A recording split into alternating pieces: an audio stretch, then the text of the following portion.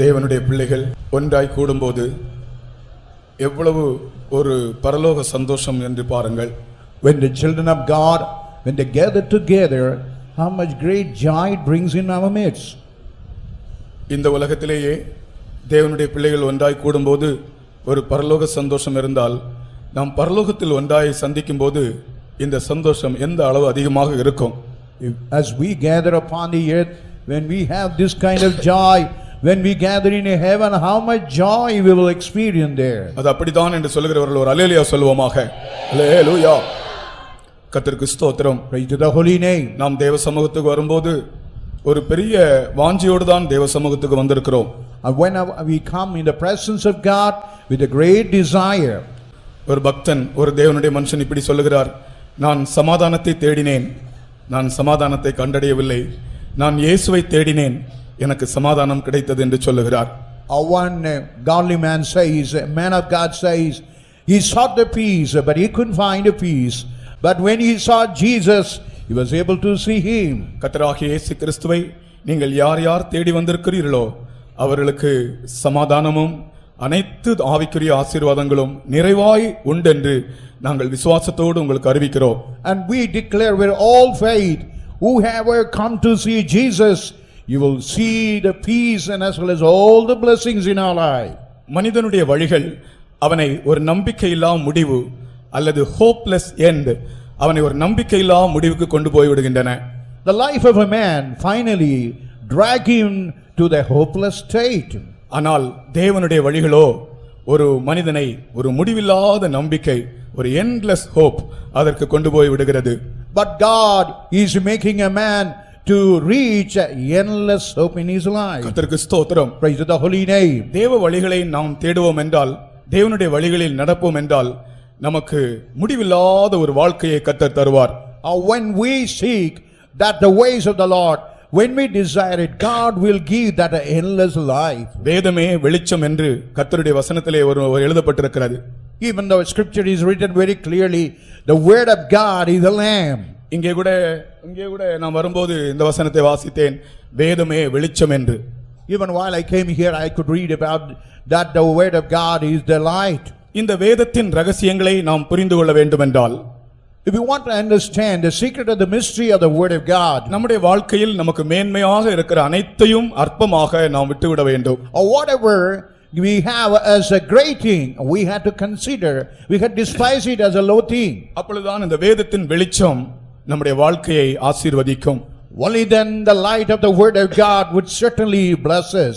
கர்த்தருக்கு ஸ்தோத்திரம். Praise to the holy name. இன்றைக்கு இப்படி ஒரு வேத புத்தகம் நம்முடைய கையில் இருப்பது, இது நமக்கு கிடைத்த ஒரு பெரிய பாக்கியம் என்பதை நாம் மறந்து போக கூடாது. As we have the word of God, the scripture in our hand, it's a great blessed state which you never forget it. கர்த்தருக்கு ஸ்தோத்திரம். Praise to the holy name. Galileo என்ற விஞ்ஞானி சொல்லுகிறார், இந்த இயற்கையும் இந்த வேத புத்தகமும் தேவனுடைய வார்த்தையினால் உண்டானவை என்று.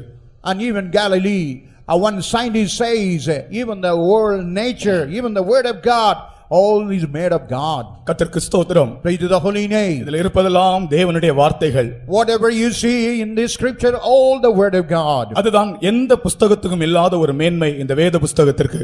That is the great thing what the scripture had than any other books in the world. வேத புத்தகம் இல்லாதவர்கள் வேத புத்தகத்தை வாங்கி வாசியுங்கள். Whosoever never have a Bible, you get the Bible and read the Bible. வேத புத்தகம் இருக்கிறவர்கள் ஒழுங்காக வேத புத்தகத்தை வாசியுங்கள். The people who ever have the word of God regularly go through and read the scripture. அதற்கு நீங்கள் ஒரு வரையறை கொடுக்க வேண்டாம், இத்தனை தான் வாசிப்பேன் என்று.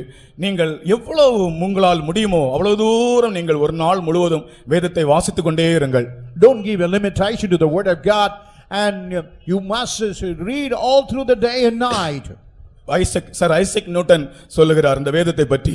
Even Sir Isaac Newton say regarding the scripture, உலகத்தில் உள்ள புத்தகங்கள்லாம் ஒரு மாநாட்டிற்கு அழைக்கப்பட்டு இந்த வேத புத்தகம் அங்கே வரும் என்றால் அங்க இருக்கிற எல்லா புத்தகங்களும் உடன்படிக்கை பெட்டிக்கு முன்பாக தாகோன் எப்படி விழுந்ததோ அதுபோல எல்லா புஸ்தகங்களும் விழுந்து கிடக்கும் என்று சொல்லுகிறார். And you decide if all the books in the world is brought to your conference, and if the scripture is brought into the place, just like before the ark of God when the dragon falls in such a way, all the book will fall before the scripture. அது உண்மைதான் அருமையானவர்களே. Oh dear beloved, that is a true thing. காரணம் இது ஜீவனுள்ள தேவனுடைய வார்த்தை. Because it is the word of God, of the living God. கட்டு கதைகள் இதற்கு முன்பாக நிற்க முடியாது. Even the fables in no way could be able to stand before these. அப்படிப்பட்ட ஒரு வேதத்தை தான் கர்த்தர் நம்முடைய கையிலே தந்திருக்கிறார். Only that kind of word of God, the scripture, the Lord had given in our hand. வேத புஸ்தகம் உங்கள் வீடுகளில் இருக்கிறவர்கள் எல்லாரும் கரங்களை உயர்த்தி 3 அல்லேலூயா சொல்லுவோமாக. அல்லேலூயா அல்லேலூயா அல்லேலூயா. வேத புஸ்தகத்தை ஒவ்வொரு நாளும் வாசிக்கிறவர்கள் அப்படி ஒரு பாக்கியம் எனக்கு கிடைத்திருக்கிறது என்ற அந்த பெரும் மகிழ்ச்சியோடு கூட உங்களுடைய வலது கரத்தை உயர்த்தி ஒரு அல்லேலூயா சொல்லுங்கள். அல்லேலூயா. வேத புஸ்தகத்தை வாசித்தால் அன்றைக்கு அவ்வளவு திருப்திகரமாக இருக்கும் ஆத்மாவுக்கு. When we read the scripture, that day we will have a great satisfaction in the soul. Michael Faraday என்ற ஒரு ஆள் இருந்தார். There was one man whose name was Michael Faraday. அவரும் ஒரு விஞ்ஞானி தான். And he was also a scientist. அவர் என்ன சொல்கிறார் தெரியுமா அந்த வேதத்தை பற்றி? What he says about the scripture here now, வேத புஸ்தகத்தை வழிகாட்டியாய் கொண்டிருக்கிற ஒரு மனிதன் தன் வாழ்க்கையிலே வழி தவறி போகவே மாட்டான். and whoever keeping the scripture as a guide, you will never be misguided in his lifetime. இந்த வேத புஸ்தகத்தை வழிகாட்டியாய் கொண்டிருக்கிற ஒரு மனிதன் அவன் தன்னுடைய வாழ்க்கையிலே ஒரு நாளும் வழி தவறி போக மாட்டான். And whoever keep the word of God as a guide, in no way in his lifetime he will be misguided. அச்சுக்குடத்தை கண்டுபிடித்தவர் John கூடன்பர்க். And even the printing press was even invented by John Gutenberg. இந்த அச்சுக்குடத்திலே முதலாவது அச்சிடப்பட்ட புஸ்தகம் எது தெரியுமா? What was printed in the printing press now? முழு உலகத்திலேயே முதலாக அச்சிடப்பட்ட புஸ்தகம் வேத புஸ்தகமாகும். The whole of the world, what is the first book printed? It is the Bible. கர்த்தருடைய வார்த்தை இன்றைக்கும் தலை நிமிர்ந்து தான் இருக்கிறது. Even the word of God is something literally said. கர்த்தருடைய வார்த்தை இதுவரைக்கும் தலை குனிந்ததே இல்லை. The word of God so far in no way stooped down. Socrates 40 ஆண்டுகள் தத்துவத்தை பேசினார். Even the Socrates spoke for 40 years about philosophy. Plato 50 ஆண்டுகள் தத்துவத்தை பேசினார். Even Plato spoke about philosophy for 50 50 ஆண்டுகள் பேசினார்.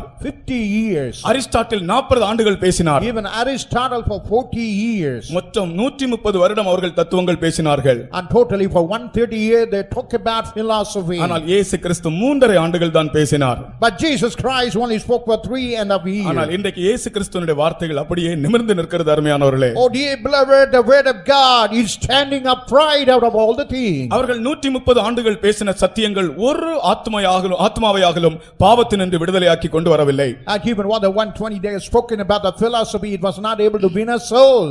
ஆனால் கர்த்தராகிய இயேசு கிறிஸ்துவினுடைய வார்த்தைகள் இன்றைக்கு கோடி மனிதர்களை பாவத்தினின்று விடுதலையாக்கி, இங்கே நீங்கள் கேட்டீர்களே பாம்பு பிரகாஷ் என்று அழைக்கப்பட்ட ஒரு சகோதரன், இந்த சகோதரனை விடுதலையாக்கி இப்பொழுது இயேசு பிரகாசமாய் மாற்றி இருக்கிறார். Even this word of God delivering the people out of the clutches of sin, even as you heard about the snake Prakash, God delivered him from all the clutches and brought him to this salvation. எவ்வளவு பெரிய அதிசயம் பாருங்கள். What a great marvelous thing it is. எப்படிப்பட்ட மனுஷனையும் கர்த்தர் மாற்றி இந்த இரட்சிப்பை தருகிறார் என்பதற்கு இந்த பிரகாஷ் ஒரு சாட்சி இல்லையா? How God is changing a person and bringing into the salvation, how this Prakash is a testimony for that. இதை நீங்கள் கேட்கும்படியாகத்தான் இந்த கூட்டங்களை நாங்கள் வைத்திருக்கிறோம். Only that you must hear that testimony, we are conducting this sort of meetings. கர்த்தருக்கு ஸ்தோத்திரம். Praise to the holy name. நம்முடைய சந்தோஷம் சாதாரணமான சந்தோஷம் அல்ல. Our joy is not an ordinary joy. பேதுரு அப்போஸ்தலன் சொல்லுகிறார், சொல்லி முடியாததும் மகிமையினால் நிறைந்ததுமாய் இருக்கிற ஒரு சந்தோஷத்தை கர்த்தர் நமக்கு தந்திருக்கிறார். And even the Peter say it is something unspeakable which we cannot express it. நம்முடைய வாக்குத்தத்தம் சாதாரணமான ஒரு வாக்குத்தத்தம் அல்ல. And even the promise of God with the Lord had given, it's not an ordinary promise of பேதுரு God. அப்போஸ்தலன் சொல்லுகிறார், மேன்மையும் அருமையுமான வாக்குத்தத்தங்கள். And even Peter says it is something a great wonderful promise of God. நாம் பேச போற பாஷை இனி மனுஷ பாஷை அல்ல. What the language you speak, it's not a human language. மனுஷர் பேசாததும் வாக்கு கடங்காததுமான ஒரு பாஷையை இனி நாம் பேசப் போகிறோம். And now we are speaking about a language where man cannot hear and beyond that. பரலோகத்திலே நாம் தமிழ் பேசப் போவதில்லை. Even in heaven we'll never speak a Tamil language. பரலோகத்திலே ஆங்கிலம் இல்லை. In heaven there is no English language. பரலோகத்திலே இந்த விழுந்து போன இந்த பூமிக்குரிய பாஷைகள் ஒன்றுமே இல்லை.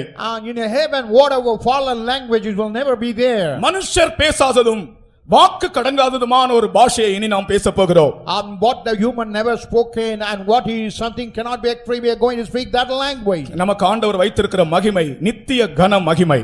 What the Lord is reserving the glory is the eternal glory. நமக்கு ஆண்டவர் வைத்திருக்கிற சுதந்திரம் அதிக மேன்மையும் நிலை உள்ளதுமான சுதந்திரம். Even the inheritance, it is something which is great and it is going to be steadfast. இப்படிப்பட்டதான ஒன்றை குறித்து நாங்கள் உங்களுக்கு அறிவிக்கும்படியாகத்தான் இந்த கூட்டத்தை ஆயத்தமாக்கி இருக்கிறோம். Only to proclaim about that we have arranged this kind of meeting. நாம் எல்லாரும் நம்முடைய கைகளை தட்டி இப்படிப்பட்ட ஒரு ஆவிக்குரிய ஆசீர்வாதமான ஒரு கூட்டத்தை கர்த்தர் நமக்கு தந்தபடியால் கைகளை தட்டி மகிமைப்படுத்தி ஆண்டவரை மகிமைப்படுத்துவோமாக. ஹல்லேலூயா ஹல்லேலூயா ஹல்லேலூயா ஆமென் ஹல்லேலூயா ஹல்லேலூயா. இயேசு நல்லவர் இயேசு வல்லவர் இயேசுவை போல் வேறு நேசரில்லையே. இயேசு நல்லவர் இயேசு வல்லவர் இயேசுவை போல் வேறு நேசரில்லையே. இயேசு நல்லவர் இயேசு வல்லவர் இயேசுவை போல் வேறு நேசரில்லையே. ஹல்லேலூயா. எல்லாரும் கைகளை தட்டி பாடுங்க. இயேசுவை போல் வேறு நேசரில்லையே.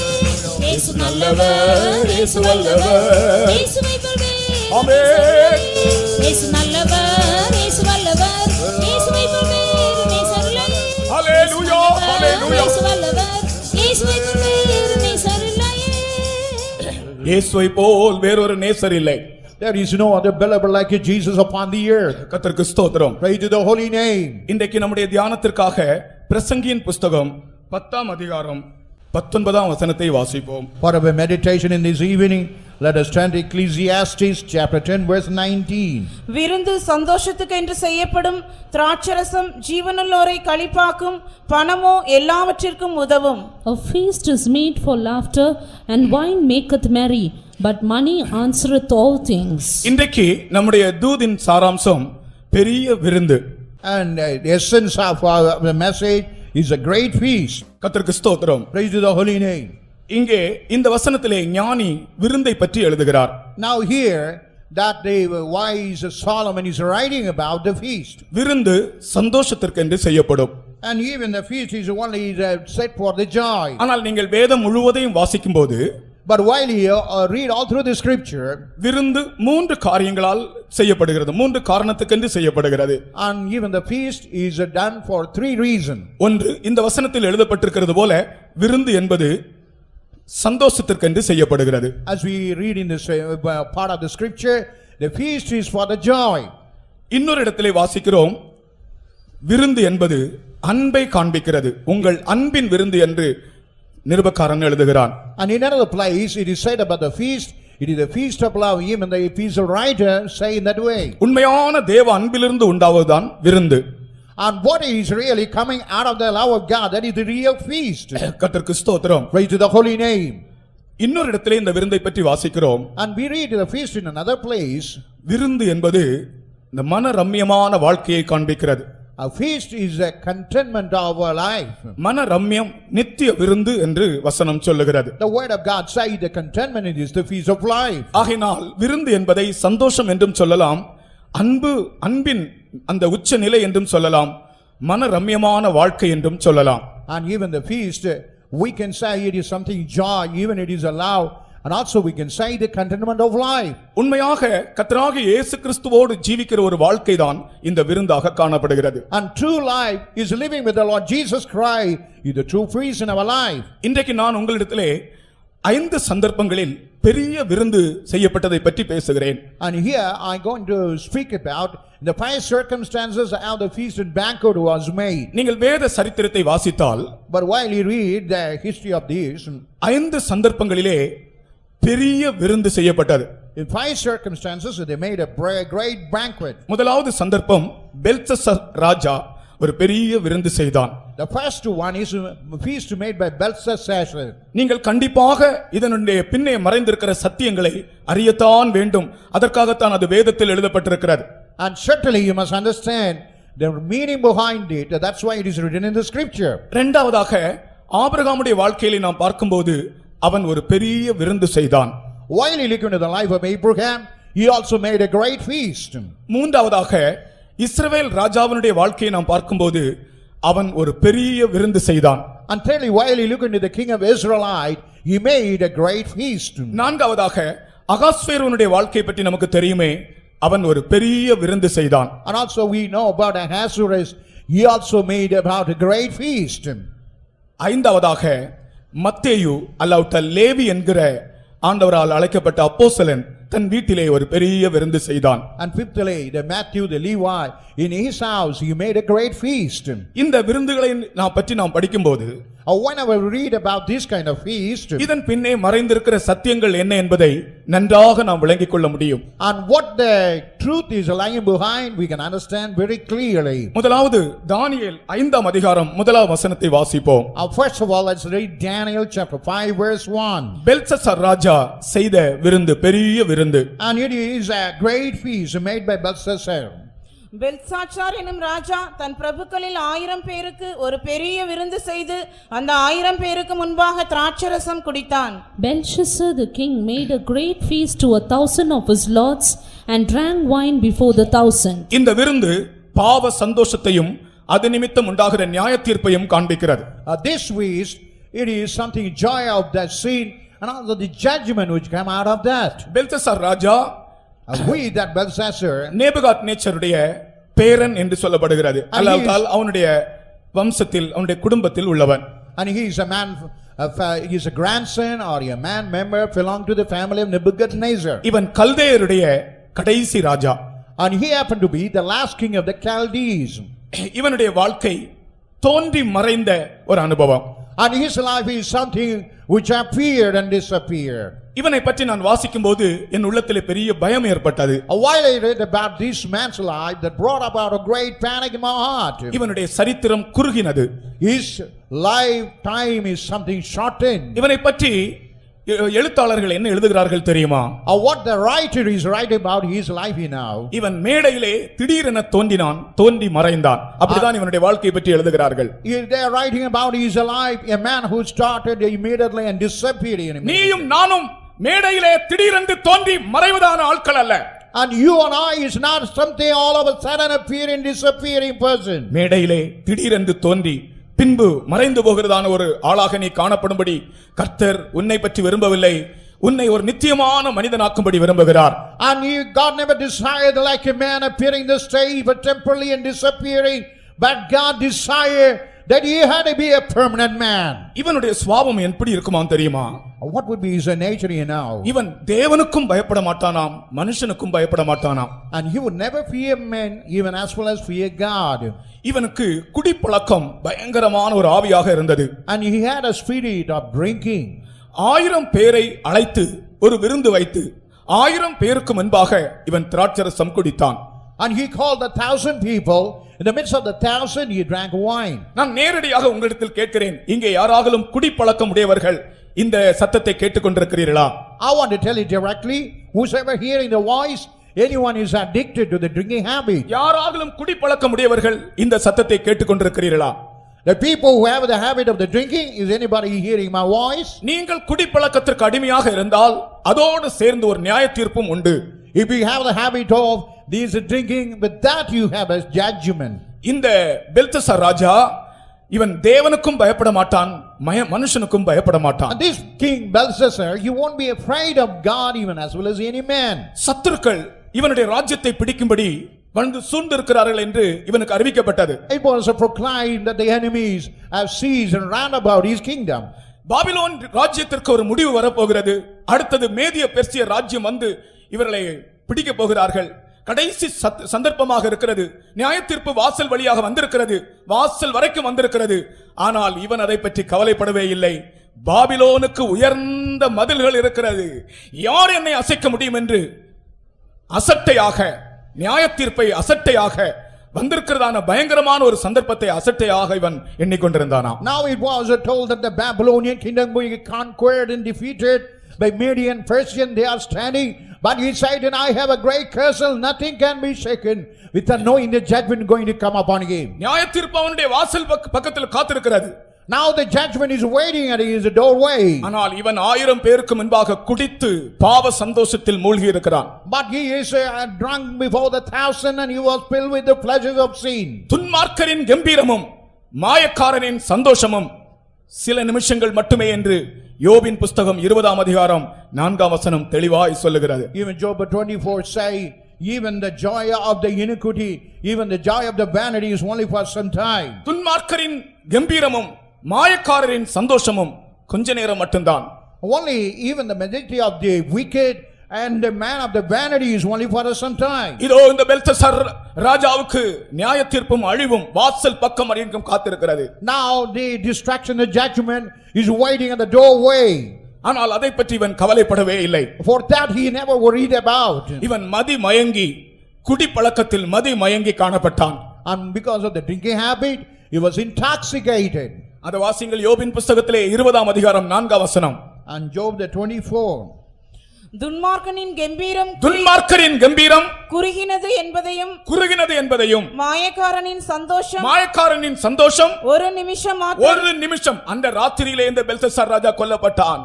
The very night the king Belshazzar was assassinated. அந்த ராத்திரியிலே இந்த பெல்தசார் ராஜா கொல்லப்பட்டான். On the very night that this king Belshazzar was assassinated. அவனுடைய ராஜ்யத்திற்கு ஒரு முடிவு வந்தது. And the kingdom came to an end. அவனுடைய ராஜ்யம் பங்கிடப்பட்டது. And his kingdom was divided. கர்த்தருக்கு ஸ்தோத்திரம். Praise to the holy name. இவன் இப்படி குடித்து பாவ சந்தோஷத்தில் மூழ்கி இருக்கிற வேளையிலே, while he was drunk and while he was filled with all the pleasures of sin of this world.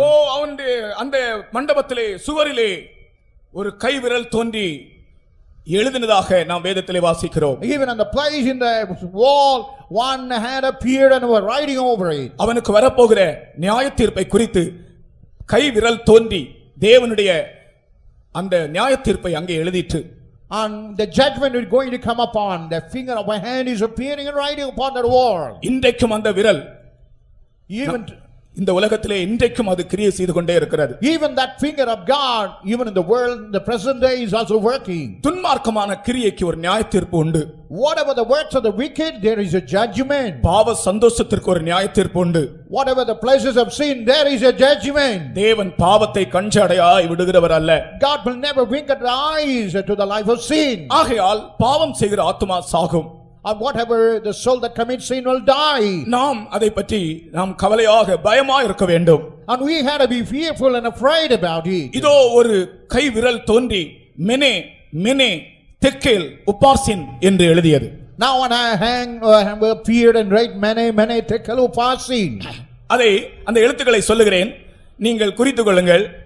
அந்த பாஷையிலே வலது பக்கத்திலிருந்து இடது பக்கமாக முதலாவது எம் என் திரும்பவும் எம் என் திரும்ப டி கே எல் அடுத்தது பி அடுத்தது ஹெச் அடுத்தது ஆர் அடுத்தது எஸ் அடுத்தது என். இது வலது பக்கத்திலிருந்து படிக்கும்போது மெனே மெனே தெக்கேல் உபார்சின் அந்த வார்த்தை இதுக்குள்ளே அடங்கி இருக்கிறது. When it is written from right to the left, while you read from right to left, mene tekel uparsin, it is written in that way. அந்த அவர்களுடைய பாஷையிலே இது வலது பக்கத்திலிருந்து இடது பக்கமாக வாசிக்க வேண்டியது. And it is from the right even to the left according to the language we must read that. M N D K L P H R S H N கடைசில என். இந்த இவ்வளவு எழுத்துக்களை நீங்கள் வலது பக்கத்திலிருந்து இடது பக்கமாக வாசித்து பாருங்கள். மெனே மெனே தெக்கேல் உபார்சின் அது அங்கே இருக்கிறது. While you read from the right to the left, mene tekel uparsin is found in that place. பாவத்திற்கு நியாயத்தீர்ப்பு உண்டு. And for the sin there is a judgment. பாவ சந்தோஷத்திற்கு நியாயத்தீர்ப்பு உண்டு. For the pleasures of sin there is a judgment. யார் பாவ சந்தோஷத்திற்கு அடிமைப்பட்டிருந்தாலும் இன்றைக்கு நீங்கள் அறிந்து கொள்ளுங்கள், அதற்கு ஒரு நியாயத்தீர்ப்பு உண்டு. ஆகையால் அதிலிருந்து நாம் விடுதலை ஆகி தேவனாகிய கர்த்தரை இயேசு கிறிஸ்துவை உங்களுடைய சொந்த இரட்சகராக ஏற்றுக்கொள்ளத்தான் வேண்டும். Whoever having a slavery of sin or from all that you had to be delivered, and you must accept the Lord Jesus Christ as your Savior. ஒளி மங்கி போன நாள், மகிழ் ஒளிந்திட்ட நாள், ஒளி மங்கி போன நாள், மகிழ் ஒழிந்திட்ட நாள், எழில் ஏசனோடிருந்தால் எனக்கது இன்ப நாள், என்ன துன்ப நாள், ஏசென்னோடில்லா நாள், இன்பமே தோன்றாத நாளாம் என் வாழ்வின் நாள், இன்பமே தோன்றாத நாளாம். இயேசு கிறிஸ்து வாழ்க்கையில் இல்லாமல் போனால் அந்த நாள் இருளின் நாள். If Jesus Christ is not in the earth, and it is the day of darkness. பாவ சந்தோஷத்திற்கு அடிமைப்பட்டிருந்தால் அது இருளின் நாள். If you are a man and captivated to the pleasure of sin, that is the day of darkness. இவன் 1000 பேருக்கு முன்பாக செய்த அந்த பெரிய விருந்து பாவ சந்தோஷத்தை காண்பிக்கிறது. As he made a feast before the 1,000, his only speaks about the pleasure of sin. விருந்து சந்தோஷத்திற்கென்று செய்யப்படும் என்று வாசித்தோமே, இந்த சந்தோஷம் பாவ சந்தோஷமாகும். The feast will be made for the joy of the laughter, but it is only for that joy. இந்த முதலாம் கூட்டத்திலே யார் இந்த இடத்திலே குடிப்பழக்கமோ மற்ற எந்த பழக்கமோ பாவ சந்தோஷங்களிலோ ஈடுபட்டிருக்கிறவர்கள் இப்பொழுதே விடுதலை ஆகும்படியாக தேவனுடைய ஜனங்கள் எல்லாரும் நம்முடைய கைகளை உயர்த்தி ஒரு நிமிடம் ஆண்டவருடைய சமூகத்திலே ஜெபிப்போமாக.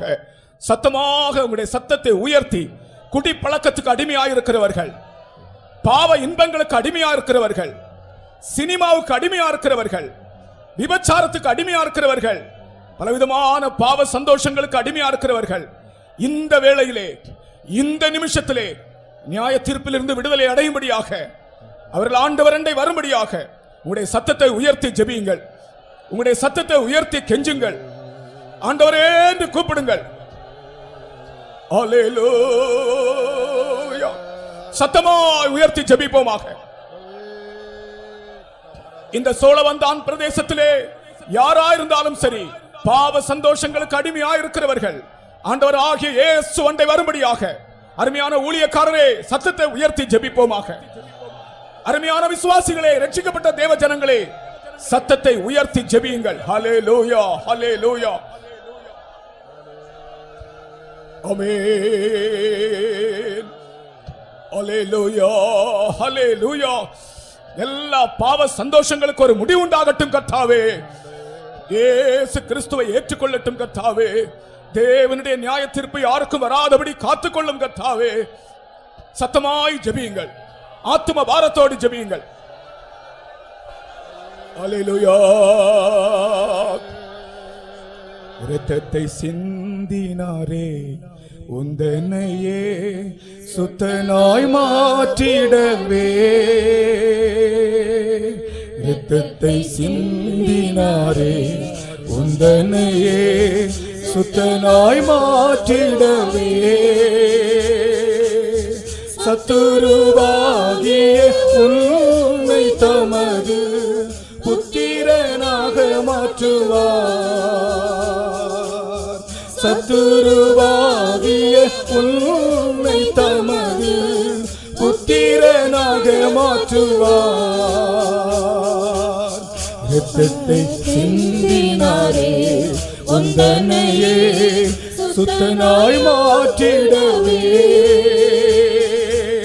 இரத்தத்தை சிந்தினாரே, உந்தனையே சுத்தனாய் மாற்றிடவே. சத்துருவாகிய உன்னை தமது புத்திரனாக மாற்றுவார். சத்துருவாகிய உன்னை தமது புத்திரனாக மாற்றுவார். இந்த பாட்டு ரிலீஸ் ஆன பிறகு அந்த வாரத்துல இந்த பாட்டு கன்வென்ஷன்ல முதலாவது பாடினாங்களே, நான் புதிய பாட்டுகள், என்னை தொடுற பாட்டுகளை ராத்திரியெல்லாம் பாடிட்டே இருப்பேன். இந்த ஸ்டான்ஸாவை நான் பாடிட்டே இருந்தேன். சத்துருவாகிய உன்னை தமது புத்திரனாக மாற்றுவார். சத்துருவாகிய உன்னை தமது புத்திரனாக மாற்றுவார். வாராயோ தஞ்சம் இயேசுவண்டை சேராயோ பாராய் உனக்காய் பாடு சகித்தோர் கேளாய் அவர் அழைத்திடும் துணியே பாராய் உனக்காய் பாடு சகித்தோர் கேளாய் அவர் அழைத்திடும் துணியே வாராயோ நீ கேளாயோ. இந்த பெல்ஷஸ்ஸார் ராஜாவை போல நீ குடி பழக்கத்துக்கு அடிமையாக இருந்து 1000 பேருக்கு முன்பாக அநேகருக்கு முன்பாக நீ பாவம் செய்யக்கூடிய ஒரு ஆளாக இருந்தால் இன்றைக்கு கர்த்தராகிய இயேசு கிறிஸ்து உன்னை அவரண்டை அழைக்கிறார். If you are like a Belshazzar, as he was a drinking man before the 1000, the Lord God to deliver you, he is calling right now. நீ அவரண்டை வந்தால் If you come to that God, மெனே மெனே தெக்கேல் உபார்சின் உன்னுடைய வாழ்க்கையிலே நிறைவேறாது. கர்த்தர் உன் பாவங்களை மன்னிப்பார். many tekel upasin will never be accomplished. God will save your life. உனக்கோ உன்னுடைய குடும்பத்துக்கோ நியாய தீர்ப்பு வராது. You- கர்த்தர் உன்னை மன்னிப்பார். And for you and for the family members, never have a judgment. God will save you. ஒரு தடவை கூட என்னோடு சேர்ந்து எல்லாரும் பாடுங்கள். இரத்தத்தை சிந்தினாரே உந்தனையே சுத்தனாய் மாற்றிடவே இரத்தத்தை சிந்தினாரே உந்தனையே சுத்தனாய் மாற்றிடவே சத்துருவாகிய உன்னை தமது புத்திரனாக மாற்றுவார். சத்துருவாகிய உன்னை தமது புத்திரனாக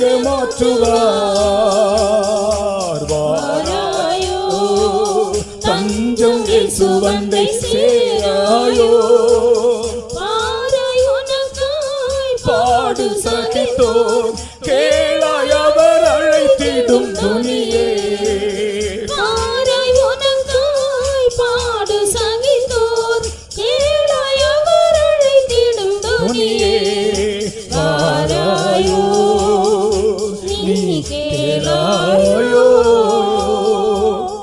இப்படியே நான் பாடிட்டே இருக்கணும் போல இருக்கு. ஆனா என்ன செய்யறது, மணி போயிட்டே இருக்கு. நீங்க எல்லாரும் போய் சேர வேணும். இப்படியே பாடிட்டே இருக்கலாம். ஒரு கீபோர்டு இருந்தா இன்னும் நல்லா இருந்திருக்கும். இப்படியே பாடிட்டே இருக்கணும் போல இருக்கு எனக்கு, தொண்டை கட்டுறது வரைக்கும். ஏனென்றால் அவர் நியாய தீர்ப்படைவதற்கு ஏதுவா இருக்கிற அநேகரை அழைத்து அந்த நியாய தீர்ப்பிலிருந்து தப்புவிக்கிறார். கர்த்தர் உங்கள் பாவங்களை மன்னிக்கிறார் என்பதுதான் இந்த முதலாவது பெரிய விருந்திலிருந்து நான் சொல்லுகிற சத்தியம். What is the great truth that I want to tell in the first day of the feast? And whoever he is having the judgment, he is able to deliver from all that kind of sin and the intoxication of life. துன்மார்க்கரின் கம்பீரமும் இந்த மாயக்காரரின் சந்தோஷமும் கொஞ்ச நேரம்தான். And even the majesty of the wickedness and joy of the people vanity for a moment. கர்த்தருக்கு ஸ்தோத்திரம். Praise the holy name. ஆகையால் குடி பழக்கத்திலிருந்து வெளியே வாருங்கள். And come out from all kind of addiction of சினிமாவிலிருந்து வெளியே வாருங்கள். come out from all the addiction of எல்லா cinema. பாவங்களிலிருந்து வெளியே வாருங்கள். Come out from all kind of life of sin. உங்கள் பாவங்களை அறிக்கையிடுங்கள். And confess all your sin before the Lord. ஒரு மெய்யான விருந்தாக உங்கள் வாழ்க்கையை கர்த்தர் மாற்றுவார். And God will change it as a real feast in our life. அடுத்ததாக ஆபிரகாமின் பெரிய விருந்துக்கு போவோம். And nextly, let us go into the great feast made by Abraham. Abraham ஒரு பெரிய விருந்து செய்தான். Abraham made a great feast. ஆதியாகமம் 21ஆம் அதிகாரம் 8ஆம் வசனத்தை வாசிக்கும்போது Genesis 21 chapter, when you read the 8th verse. Abraham ஒரு பெரிய விருந்து செய்தான். Now here Abraham made a great feast. பிள்ளை வளர்ந்து பால் மறந்தது.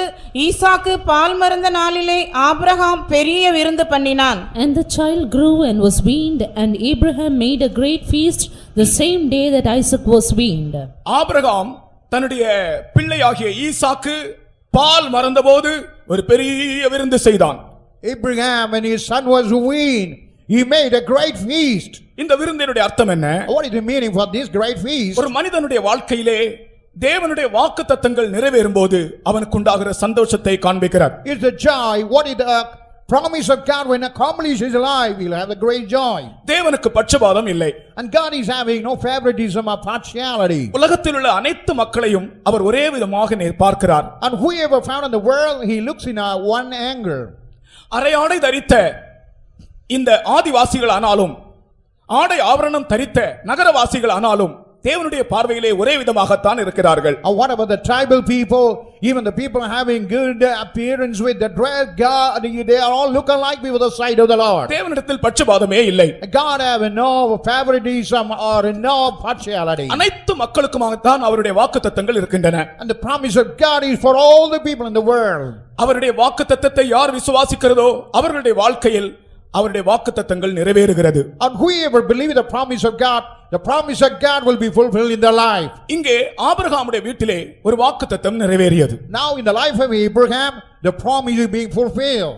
100 வயது வரைக்கும் அவனுக்கு பிள்ளை இல்லாமல் இருந்தது. For 100 years he had no child at all. கர்த்தருக்கு ஸ்தோத்திரம். Pray to the holy name. அவனுடைய இந்த குழந்தையை அவன் தன்னுடைய 100வது வயதிலே பெற்றெடுக்கிறான். But the child, while he was 100 years old, he was able to beget in it. வயதான ஆபிரகாமுக்கு கர்த்தர் ஒரு குழந்தையை கொடுக்கிறார். The aged Abraham, God is giving a child. ஆனால் அதற்கு முன்பே விசுவாசம் இல்லாமல் ஒரு குழந்தையை அவன் பெற்றெடுத்தான். And before that, with that faith, he brought forth the child. அந்த குழந்தை நிமித்தம் அவன் விருந்து செய்ததாக இல்லை. And for that child he never made a feast. ஆனால் ஈசாக்கு நிமித்தம் அவன் பெரிய விருந்து செய்தான். But here we see because of Isaac he made a great feast. இது தேவனுடைய வாக்குத்தத்தம் நம் வாழ்க்கையில் நிறைவேறும்போது நம் ஆத்துமாவிலே ஏற்படுகிற சந்தோஷத்தை காண்பிக்கிறது. When the promise of God is fulfilled in our life, or in our soul, it brings a great joy. கர்த்தராகிய இயேசு கிறிஸ்து நமக்கு अनेक வாக்குத்தத்தங்களை தந்திருக்கிறார். Even the Lord Jesus Christ had given innumerable promises of God. அல்லது பழைய ஏற்பாட்டிலும் புதிய ஏற்பாட்டிலுமாக இந்த வேத புத்தகத்தில் अनेक வாக்குத்தத்தங்கள் சொல்லப்பட்டிருக்கின்றன. In the Old and the New Testament, there are a lot of promises, innumerable promises of God being spoken. என் வாழ்க்கையிலே இந்த வாக்குத்தத்தங்கள் நிறைவேறுமா என்று நீ எண்ணவே வேண்டாம். You need not have a doubt whether these promises of God will fulfill in your life. எல்லா வாக்குத்தத்தங்களுக்கும் நீ சொந்தமாக இருக்கிறாய். For all the promises, you are a man, belong to that. வாக்குத்தத்தங்கள் வாழ்க்கையிலே நிறைவேறும்போது ஆத்துமாவில் ஒரு சந்தோஷம் ஏற்படுகிறது. When the promise of God fulfill in our life, we will have a great joy in the soul. கர்த்தருக்கு ஸ்தோத்திரம். Praise to the holy name. இந்த பூமிக்குரிய காரியங்களை குறித்தும் ஆத்துமாவுக்குரிய ஆவிக்குரிய காரியங்களை குறித்தும் இந்த வாக்குத்தத்தங்கள் கொடுக்கப்பட்டிருக்கின்றன. And for all the earthly thing, even the thing pertaining to the soul, the promise of God being given. இன்னொரு வார்த்தையிலே சொல்லப்போனால் இம்மைக்கும் மறுமைக்குமான வாக்குத்தத்தங்கள் கொடுக்கப்பட்டிருக்கின்றன. If I say in other word, even in the present world, even the next world, all the promises of God being given to us. இந்த வாக்குத்தத்தங்களை விசுவாசிக்கிற விசுவாசம்தான் தேவ பக்தி என்று அழைக்கப்படுகிறது. What we have a faith over the promise of God is only termed as a godliness. ஒருவன் தன்னுடைய வஸ்திரத்திலே மிகவும் ஒரு சன்னியாசி போல காணப்பட்டால் அவன் பக்தி உள்ளவன் என்று சொல்ல முடியாது. When a man having clothing, a sannyasi dress, he cannot be told as a godly man. தேவனுடைய வாக்குத்தத்தங்களை யார் விசுவாசிக்கிறதோ அதுதான் தேவ பக்தி. Whoever believe the promise of God, that is the godliness. அப்படியாக இந்த ஆபிரகாம் தேவனுடைய வாக்குத்தத்தங்களை விசுவாசித்தான். Like that, this Abraham believe the promise of God. Pavul அப்போஸ்தலன் கூறுகிறார் தேவனுடைய வாக்குத்தத்தங்கள் எல்லாம் ஆம் என்றும் ஆமென் என்றும் இருக்கிறது. Even Apostle Paul say all the promise of God is something yea and amen. நான் தேவனுடைய வாக்குத்தத்தங்கள் எல்லாம் என்று சொல்லுவேன். நீங்கள் ஆம் என்றும் ஆமென் என்றும் இருக்கிறது என்று சத்தமாய் சொல்ல வேண்டும். சொல்லுவீங்களா? தேவனுடைய வாக்குத்தத்தங்கள் எல்லாம் ஹல்லேலூயா. ஆபிரகாமுடைய ஜீவியத்திலே அவனுடைய சரீரம் செத்து போன பின்பு கர்த்தர் அவனுக்கு ஒரு குழந்தையை தருவேன் என்று சொன்னார். When in the life of Abraham, when his body was dead, God said that he would give a child to him. அவனுக்கு ஈசாக் என்று பெயரிடுவாயாக என்று சொன்னார். And God said that he might name him as Isaac. அவன் பிறக்கு முன்பே பெயரிடப்பட்டவன். And before the birth he was a named person. வேத புத்தகத்தில் 8 பேர் பிறக்கு முன்னே பெயரிடப்பட்டார்கள். In the scripture, before they born in the world, those people were named. அதிலே ஒருவன் தான் இந்த ஈசாக்கு.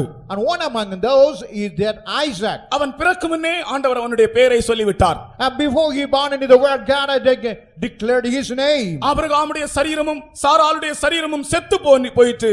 ஆனாலும் அவர்களுக்கு வாக்குத்தத்தத்தின்படி ஒரு குமாரனை கர்த்தர் தந்தார். Body of Abraham, body of Sarah, the body was dead. But according to the promise of God, God had given a child. அந்த குழந்தை வளர்ந்தது. And that child grew up. அந்த குழந்தை பால் மறந்தது. And that child weaned. அந்த பால் மறந்த அனுபவம் என்பது வளர்ச்சியை காண்பிக்கிறது. A weaned experience only speaks about a growth. ஆத்துமாவின் அல்லது ஆவிக்குரிய ஜீவியத்தின் வளர்ச்சியை காண்பிக்கிறது. Is what he speaks about in the soul having the growth. தேவனுடைய வாக்குத்தத்தங்கள் நம்முடைய ஜீவியத்தில் நிறைவேறும் போதும், When the promise of God in our life, when it is fulfilled, நம்முடைய ஆவிக்குரிய ஜீவியத்தில் வளர்ச்சி உண்டாகும் போதும், when we have a spiritual growth in our spiritual life, ஒரு நம்மை அறியாத ஒரு பரலோக சந்தோஷம் நம்முடைய ஆத்துமாவுக்கு உண்டாகிறது. without our knowledge, within our soul, we have a heavenly joy. உனக்கு சொல்ல முடியுமா ஆண்டவருடைய வாக்குத்தத்தங்கள் என்னுடைய வாழ்க்கையிலே நிறைவேறுகிறது என்று உனக்கு சொல்ல முடியுமா? Can you say that the promise of God has been fulfilled in our life? நீங்கள் யாராலும் ஆண்டவருடைய வாக்குத்தத்தங்களை உங்கள் வாழ்க்கையிலே அனுபவித்திருக்கிறீர்களா? Have anybody have tasted, experienced the promise of God in our life? குறிப்பாக சொல்ல முடியுமா இந்த வாக்குத்தத்தத்தை நான் அனுபவித்திருக்கிறேன் என்று சொல்ல முடியுமா? Can you say specifically that promise of God I have experienced in my life? எழுத்தின்படியோ ஆவியின்படியோ ஏதானாலும் சரி கர்த்தர் உனக்கு அதை நிறைவேற்ற வல்லவராக இருக்கிறார். Whatever the literal, whatever the physical, God is able to accomplish in our life. நம்முடைய விசுவாசி ஒரு ஆள் ஒரு பஞ்ச காலத்திலே அவருடைய கிணற்றிலே தண்ணீர் ஊறினதை பற்றி நான் சொன்னேனே. And I told about in the time of famine the lack of water in the well. ஊர்ல எல்லா கிணறும் வற்றி போயிடுச்சு. And in that town, in that village, all the well got dry. இவருடைய வீட்டு காம்பவுண்ட்ல ஒரு கிணறு இருந்தது, அந்த கிணறும் வற்றி போயிடுச்சு. Even in his compound, he got a well, that well also gone dry. குடிக்கிறதுக்கே தண்ணீர் இல்லை, அப்ப குளிக்கிறத பற்றி பேச்சே இல்லை. And there is no water even to drink, there is no talk for even bathing. ஒரு வாரத்துக்கு ஒரு முறை கூட அவர்கள் குளிக்க முடியாது, ஒரு வாரத்துக்கு ஒரு முறை சும்மா துடைக்கலாம் அவ்வளவுதான். Once in a week they cannot bathe, but only they can wipe their body. ஒரு நாள் அதிகாலையிலே ஜெபத்திலே இவர்கள் வீட்டிலே ஜெபம் பண்ணும்போது ஒரு வாக்குத்தத்தத்தை வைத்து ஜெபித்தார்கள். One early morning when they pray, they are keeping the promise and they pray to the Lord. அவனுடைய அப்பம் அவனுக்கு கொடுக்கப்படும், அவனுடைய தண்ணீர் அவனுக்கு நிச்சயமாய் கிடைக்கும். அந்த வாக்குத்தத்தத்தை வைத்து ஜெபித்தார்கள். And keeping the promise, the bread will be given. Certainly you get that water. With that promise they prayed in that early morning. கர்த்தாவே இந்த வாக்குத்தத்தம் உண்மையானால் என்னுடைய கிணற்றிலே தண்ணீர் ஊறட்டும். Oh Lord, if this promise of God is true, let water spring in my well. இந்த வாக்குத்தத்தத்தை வைத்து ஜெபித்து காலையிலே விடிந்தபோது போய் கிணற்றிலே பார்த்தால் 7 அடி தண்ணீர். While he kept the promise, while he prayed in the early morning, when he went to the well, he could find the 7 feet of water. எடுக்க தண்ணீர். And drawing the water, but water was coming. அந்த ஊர்ல உள்ளதான அந்த பிரதேசத்தில் உள்ள ஆட்கள் எல்லாரும் இந்த கிணற்றில வந்து தண்ணீர் எடுக்க தொடங்கி விட்டார்கள். All the villages and the people around, they started coming and drawing the water in the well. இது சாதாரணமாக நான் ஒரு உதாரணம் தான் சொன்னேன்.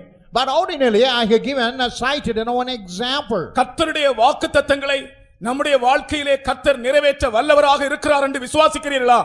Do you believe the Lord God is having power to fulfill his promise in your life? அது உன்னை குணமாக்குற விஷயமா இருந்தாலும், Even it may be a matter of healing you. அது உனக்கு தண்ணீர் தருகிற விஷயமா இருந்தாலும், It may be the matter of providing water to you. அது உன்னுடைய பிள்ளைகளை ரட்சிக்கிற விஷயமா இருந்தாலும், It may be the matter of saving your children. அது உன் புருஷனை ரட்சிக்கிற விஷயமா இருந்தாலும், It may be the matter of saving a husband. அது உன்னுடைய வேலையை பற்றிய காரியமானாலும், It may be the matter regarding a job. உன்னுடைய பிசினஸ் பற்றிய விஷயமானாலும், It may be the matter regarding a business.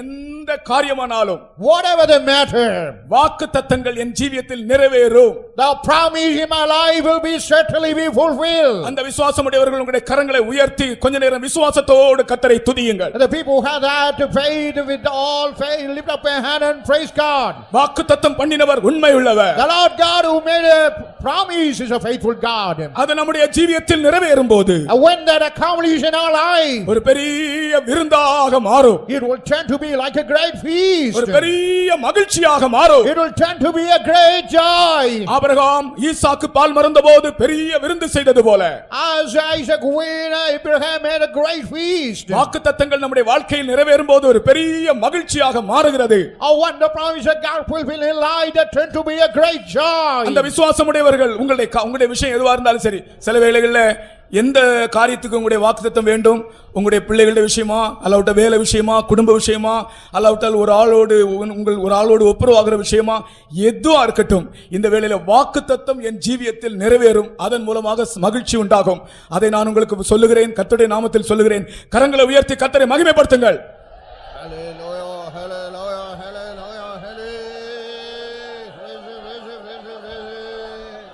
உங்களுடைய துக்கம் சந்தோஷமாய் மாறும். Even your mourning will turn to be a dancing. நாம் துதிக்கும் போதே இங்கே யாராவது வியாதியா இருந்தால் கர்த்தர் உங்களை சுகமாக்குகிறார். And while we praise God, if anybody is sick, now God is doing the work of healing. எந்த பிரச்சனையானாலும் வாக்குத்தத்தங்கள் உண்டு. And whatever the problem, there is a promise for you to release. விசுவாசத்தோடு துதிப்போமாக. And with the faith, let us praise Him. ஆமென். இத பாருங்க, நீங்க துதிக்கும் போது எப்படி துதிக்கணும் தெரியுமா? ஸ்தோத்திரம் சத்தமாக துதிக்க வேணும். ஸ்தோத்திரம் ஸ்தோத்திரம். இதுல ஒரு வல்லமை விளங்காது. ஆண்டவருடைய வாக்குத்தத்தம் சில துதிக்கிறது ஸ்தோத்திரம் ஸ்தோத்திரம் ஸ்தோத்திரம் அது சரி வராது. வாக்குத்தத்தங்கள் எல்லா பகுதிக்கும் எல்லா கோணங்களுக்கும் கர்த்தர் வாக்குத்தத்தம் செய்திருக்கிறார். உண்மை உள்ளவர். அது நிறைவேறும்படியாய் துதியுங்கள். ஹல்லேலூயா. ஆமென். ஆமென். ஹல்லேலூயா. ஹல்லேலூயா. ஆமென். ஹல்லேலூயா. கர்த்தருடைய வாக்குத்தத்தங்களை இன்றைக்கும் அவர் நம்முடைய வாழ்க்கையிலே நிறைவேற்ற உண்மை உள்ளவராக இருக்கிறார். Even today, the promise of God is faithful to fulfill it in our life. அடுத்தது மூன்றாவது ஒரு பெரிய விருந்தை செய்தவன் இஸ்ரவேல் ராஜா. And the third great feast is made by the king of Israel. 2 ராஜாக்கள் 6 அதிகாரம் 23 வசனத்திலே இந்த விருந்தை பற்றி வாசிக்கிறோம். The second king, chapter 6, verse 23, we read about this feast. அப்பொழுது அவர்களுக்கு பெரிய விருந்து பண்ணி அவர்கள் புசித்து குடித்த பின்பு அவர்களை அனுப்பிவிட்டான். அவர்கள் தங்கள் ஆண்டவனிடத்துக்கு போய்விட்டார்கள். சீரியரின் தண்டுகள் இஸ்ரவேல் தேசத்திலே அப்புறம் வரவில்லை. And he prepared great provision for them, and when they had eaten and drunk, he sent them away, and they went to their master. So the bands of Syria came no more into the land of Israel. இஸ்ரவேல் ராஜா ஒரு பெரிய விருந்து செய்தான்.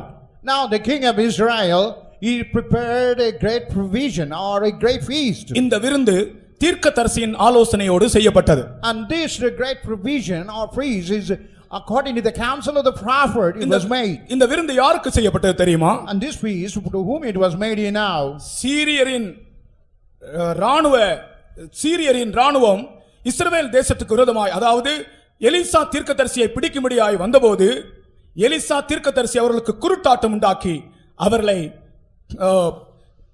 எங்களோடு தேவன் இருக்கிறார் என்பதை நிரூபித்து காட்டினார்கள். அவர்களுடைய கண்கள் திறந்தபோது அவர்கள் உள்ளே இருக்கிறார்கள், உள்ளே இருக்கிறார்கள். அவர்களுடைய கண்கள் திறக்கப்பட்டது.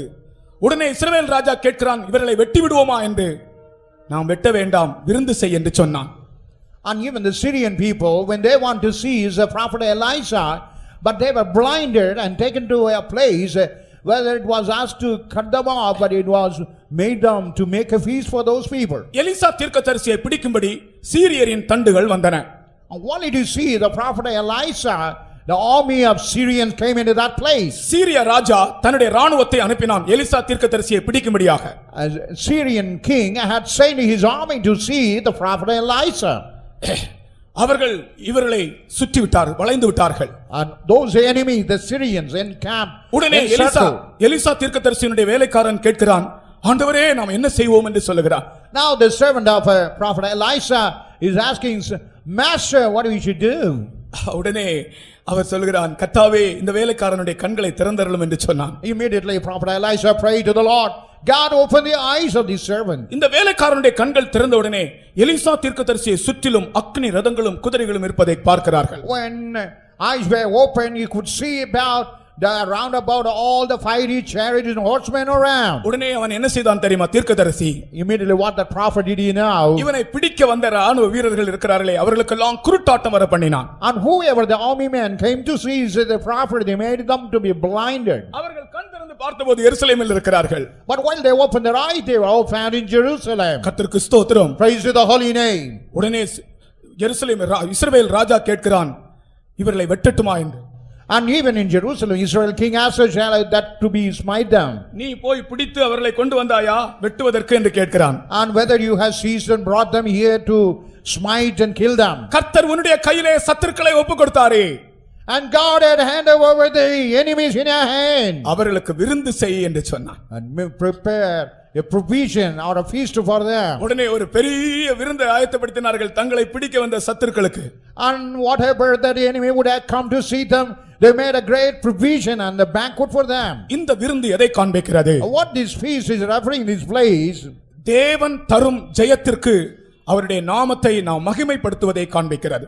whatever the victory which God can give, and it is praising, glorifying the name of the Lord for that. இதைத்தான் சத்துருக்களுக்கு முன்பாக எனக்கு பந்தியை ஆயத்தம் பண்ணுகிறவர் என்று ஆண்டவராகிய தேவனை தாவீது புகழ்ந்து பாடுகிறான். And even David is speaking high of the Lord Jesus Christ in the midst of the enemy. He is making a எந்த table. வல்லமைகள் உன்னை பிடிக்க வருகிறதோ, Whatever the power of what is here, அந்த வல்லமைகளுக்கு முன்பாக ஒரு பெரிய விருந்தை கர்த்தர் ஆயத்தமாக்குகிறார். and before that power God is preparing a great feast. நம்முடைய வாழ்க்கையிலே ஆண்டவர் நமக்கு ஜெயம் தரும் தேவன். And in our life the Lord God is giving victory. அநேக சத்துருவின் வல்லமைகள் நம்மை பிடிக்க வேண்டும், அழிக்க வேண்டும், நம்மை நிர்மூலமாக்க வேண்டும் என்று நம்மை பின்தொடர்ந்து வந்து கொண்டிருக்கின்றன. And even the power of the enemy, while it you seize and the topple, when they scatter, it is pursuing after us. ஒருவேளை உங்களுடைய குடும்பத்தை சில அசுத்த வல்லமைகள், பிசாசின் ஆவிகள் சுற்றி நெருங்கி நிற்கலாம். And even in our life, some kind of unclean spirit, it may be standing around you. ஆனால் இன்றைக்கு இந்த கன்வென்ஷனின் முதலாம் நாளிலே கர்த்தருடைய நாமத்தில் உங்களோடு பேசுகிறேன். ஒரு பெரிய விருந்தை உங்கள் வீட்டில் அந்த சத்துருக்களுக்கு முன்பாக கர்த்தர் ஆயத்தமாக்குகிறார். Now I speak in this convention, even before that kind of enemy, God is making a provision. இப்பொழுது நீ அந்த சத்துருவை வெட்டாதே. Now you need not strike that enemy. Elisha தீர்க்கதரிசி சொல்கிறான், ஒரு விருந்தை ஆயத்தம் பண்ணுவோம். And now the prophet Elisha say, you prepare a provision. இந்த விருந்து எதை காண்பிக்கிறது? What is provision and ஆண்டவர் நமக்கு தருகிற ஜெயத்தின் நிமித்தமாக ஆண்டவருக்கு மகிமை செலுத்துவதை காண்பிக்கிறது. And whatever the victory the Lord give in his name, glorifying. இன்றைக்கு எத்தனையோ பேர் தங்களுடைய வாழ்க்கையிலே இந்த விஷயத்தில் தவறி விடுகிறார்கள். Many in the life in this matter they fail. ஆண்டவர் ஜெயம் தரும்போது ஆண்டவருக்கு மகிமை செலுத்த வேண்டும், சத்துருக்களிடத்தில் பழி வாங்க கூடாது. When God give victory, we should glorify and magnify him, but we never take revenge. தீர்க்கதரிசி சொல்லுகிறான், சத்துருவை வெட்டாதே. Another prophet said, don't slay those enemies. சத்துருவை வெட்டு என்று சொல்லப்பட்டிருக்கிறது வசனத்திலே, ஆனால் இந்த இடத்திலே சொல்லுகிறான், நீ வெட்டாதே. And it is said, smite the enemy, but here it said, don't smite the enemy. உனக்கு அடுத்தவனை சிநேகித்து உன் சத்துருவை பகைப்பாயாக என்று பழைய ஏற்பாட்டின் பிரமாணம். ஆனால் அதே பழைய ஏற்பாட்டிலேயே தீர்க்கதரிசி சொல்லுகிறான், சத்துருவை வெட்டாதே. And now here it said that you had to hate the enemy and evil do, but here you say don't smite the enemy. இன்றைக்கு அநேகர் தங்களுக்கு விரோதமாய் கிரியை செய்கிறவர்களுக்கு பழி வாங்கினால் நலமா இருக்குமே என்று நினைக்கிறார்கள். And now today many think whoever working against them like enemy, they think it is better to revenge them. உனக்கு விரோதமாய் கிரியை செய்கிறவர்களுக்கு பழி வாங்காதே. Or whoever work against you, don't revenge those people. இன்றைக்கு புதிய ஏற்பாட்டின் சத்தியத்தை பேசுகிறேன், பெரிய விருந்து செய்யுங்கள். But we are here in the doctrine, making a great provision and feast. கர்த்தர் சத்துருக்களை நம் கையில் ஒப்புக் கொடுக்கிறவர். And God is giving the enemies in our hand. பெரிய ஜெயம் தருகிறவர். And he is giving a great victory. நாம் செய்ய வேண்டியது கர்த்தருடைய நாமத்தை மகிமைப்படுத்துவோமாக. What we have to do, we have to magnify and glorify the name of the Lord. ஜெயத்தின் நிமித்தம் ஆண்டவருக்கு உண்டாகிற மகிமையை காண்பிக்கிறது. And because of the victory, the glory what the Lord is having. யாராகிலும் உங்களுக்கு சத்துருக்கள் இருந்தால், If you have any kind of enemy to you, நிச்சயமாய் அந்த சத்துருக்களை கர்த்தர் உங்கள் கையில் ஒப்புக் கொடுப்பார். certainly God will hand over that enemy in your hand. ஆனால் நீங்கள் வெட்டக்கூடாது. But he should never be நாம் having. தேவனுடைய ஜனங்கள். We are the people of God. பழி வாங்குதல் எனக்குரியது. And even the revenging belong to me. நானே பதில் செய்வேன். And I will answer those people. நாம் செய்ய வேண்டியது என்ன? And what we had to do, ஒரு பெரிய விருந்து செய்து, but they had to prepare a provision and banquet. உன் சத்துருக்கும் பசி அந்த விருந்தை கொடு. And he had to provide that feast to your enemy. உன் சத்துரு பசியா இருந்தால் அவனுக்கு போஜனம் கொடு. If your enemy is with the appetite, hunger, you give meat. அவன் தாகமா இருந்தால் அவனுக்கு தண்ணீர் கொடு. If he is thirsty, give water to eat. கர்த்தருக்கு ஸ்தோத்திரம். Pray to the holy name. கர்த்தர் நமக்கு ஜெயம் தந்திருக்கிறார். And God has given a victory to us. நீங்கள் கவலைப்படாதிருங்கள். You need not be worried. யாராலும் மனுஷரோ அல்லாவிட்டால் உங்களுடைய சொந்தக்காரர்களோ அல்லாவிட்டால் உங்களுக்கு சொந்தக்காரர்கள் அல்லாதவர்களோ உங்களுக்கு விரோதமாய் கிரியை செய்கிறதான யாராலும் இருந்தால் இன்றைக்கு அதை குறித்து கர்த்தர் பேசுகிறார். உங்களுடைய சத்துருக்களை கர்த்தர் உங்கள் கையில் ஒப்புக் கொடுப்பார். It may be a man, it may be relatives, it may be not your relative. But God sees he will give all the enemy in our hand. அதை இன்னொரு பக்கத்திலே படிக்கும்போது But when you read it in another way, இது ஒரு ஜெய ஜீவியத்தை காண்பிக்கிறது. it only speaks about a overcoming victorious life. ஒரு மனுஷன் நமக்கு விரோதமாய் கிரியை செய்கிறது பெரிய காரியம் அல்ல. A man is working against is not a great thing. நமக்குள்ளே சில சுபாவங்கள் இருந்து நமக்கு விரோதமாய் போராடுகிறது, அது ஒரு பெரிய காரியம். Some nature within us is working against it. That is a very miserable thing. அந்த சத்துருவுக்கு முன்பாக கூட கர்த்தர் ஒரு பந்தியை உனக்கு ஆயத்தம் பண்ணுகிறார். Even before that enemy, God is preparing a table for you. இஸ்ரவேலின் ராஜாவுக்கு இந்த வெளிப்படுத்தல் இல்லை. That Israel king did not have that revelation. ஆனால் தீர்க்கதரிசி அதை சொல்லிக் கொடுக்கிறான். But the prophet is telling about that fact. உங்கள் அநேகருக்கு அநேக சுபாவங்கள் மேல் விடுதலை இல்லை. Many have no deliverance about all you a natural man. உங்களை பிடிக்கும்படி வந்திருக்கிற சுபாவங்கள், And that nature would want to seize you. உங்களை அழிக்கும்படி வந்திருக்கிற சுபாவங்கள், And the nature would want to annihilate you. இதோ இப்பொழுது உங்கள் கையிலே கர்த்தர் கொடுத்திருக்கிறார். No, Lord, God had given all that in your hand. நீங்கள் என்ன செய்ய வேண்டும்? But what you had to do? கர்த்தருக்கு மகிமை செலுத்த வேண்டும். And you had to say praise to the Lord. ஆண்டவரை மகிமைப்படுத்த, ஆண்டவரை உயர்த்த, ஆண்டவரை கனப்படுத்த இந்த சத்துருக்களுக்கு முன்பாக ஒரு பெரிய பந்தி உண்டாகிறது. And when we magnify, when we glorify, in the midst of the enemy will have a great victory. மனுஷரா இருந்தாலும் சுபாவங்களா இருந்தாலும், Whatever man, whatever the nature, மனுஷரா இருந்தாலும் சுபாவங்களா இருந்தாலும், it may be all men, it may be only of an evil nature. அல்லது மனுஷ சத்துருக்களா இருந்தாலும் சுபாவங்களாகிய சத்துருக்களா இருந்தாலும், Even if it is the enemy of man, if it is the enemy of our evil nature, நிச்சயமாக கர்த்தர் உங்கள் கையில் அதை ஒப்புக் கொடுக்கிறார். certainly God is handing over everything in our hand. எனக்கு ஜெயம் இல்லையே என்று நீ கலங்காதே. You need not be confounded that you have no victory in our life. இந்த அதிகாரத்தை வாசித்த போது உனக்கு விசுவாசம் உண்டாகவில்லையா? Or when you read this chapter, did you not have a faith? தன்னுடைய சத்துருக்கள் பிடிக்க வந்த சத்துருக்களுக்கு பெரிய விருந்து செய்தான் இஸ்ரவேலின் ராஜா.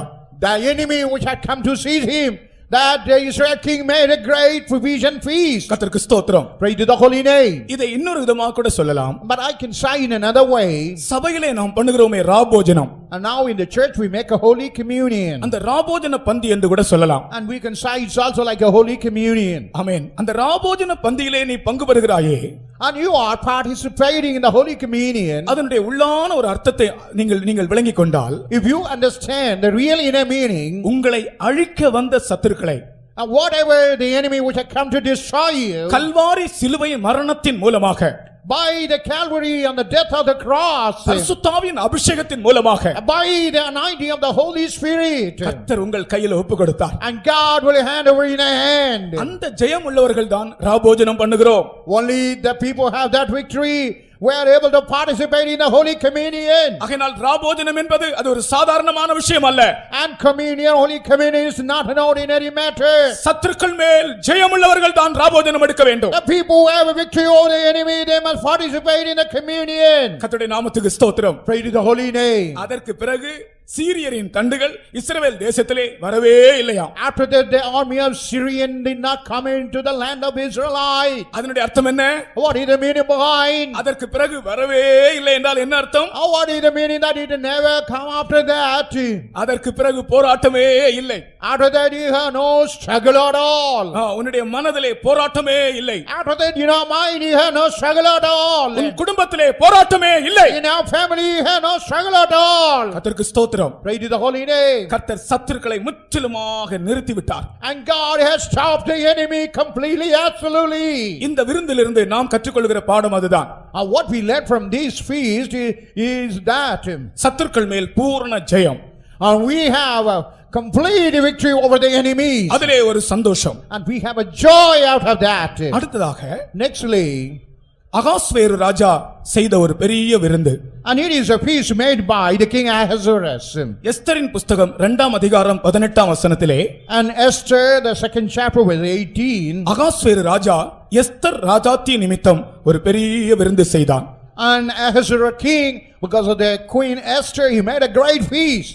அப்பொழுது ராஜா தன்னுடைய எல்லா பிரபுக்களுக்கும் ஊழியக்காரருக்கும் எஸ்தரி நிமித்தம் ஒரு பெரிய விருந்து செய்து நாடுகளுக்கு சலக்கரணை உண்டாக்கி ராஜஸ்திதிக்கு தக்க வெகுமானங்களை கொடுத்தான். Then the king made a great feast unto all his princes and his servants, even Esther's feast, and he made a release to the provinces and gave gifts according to the state of the king. ராஜா Esther ராணி நிமித்தம் ஒரு பெரிய விருந்து செய்தான்.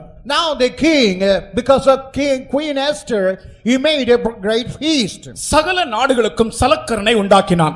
And he made a release to all those in their province and the nation. வெகுமதிகளை கொடுத்தான். And he had sent down the gifts.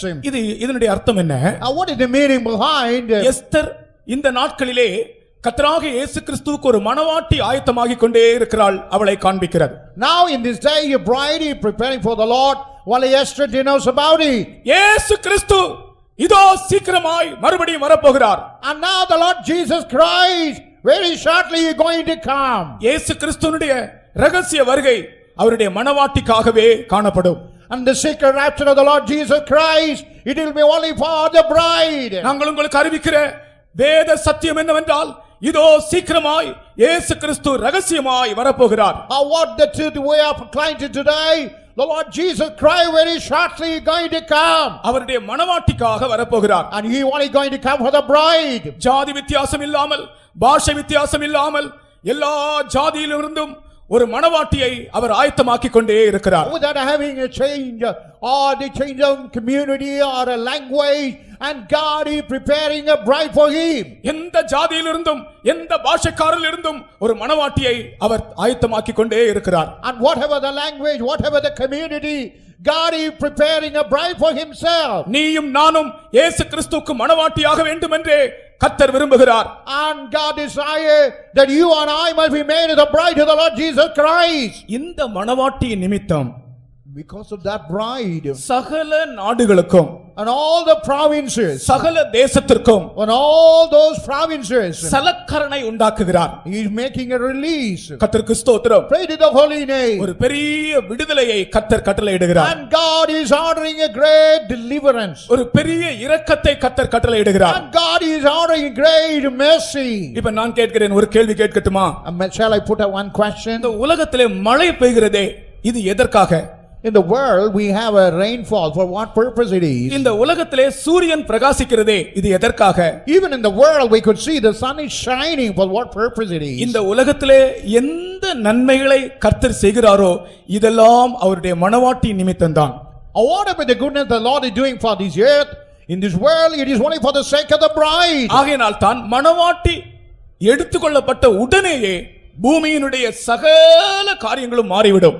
When the bride is taken away from the earth, all the state and nature of blessing of the earth will change. இந்த உலகத்திலே ஒரு பெரும் சேதம் வரப்போகிறது. And even upon the earth great destruction, calamity going to come. இந்த உலகத்திலே மணவாட்டி எடுத்துக்கொள்ளப்பட்ட உடனேயே பெரிய சேதம் உண்டாகும். When the bride is taken away from the earth, a great destruction will take place. ஆகையால் இப்பொழுது இந்த உலகத்திலே கர்த்தர் மனுஷனுக்கு கொடுக்கிற நன்மைகள் எல்லாமே அவருடைய மணவாட்டி நிமித்தம்தான்.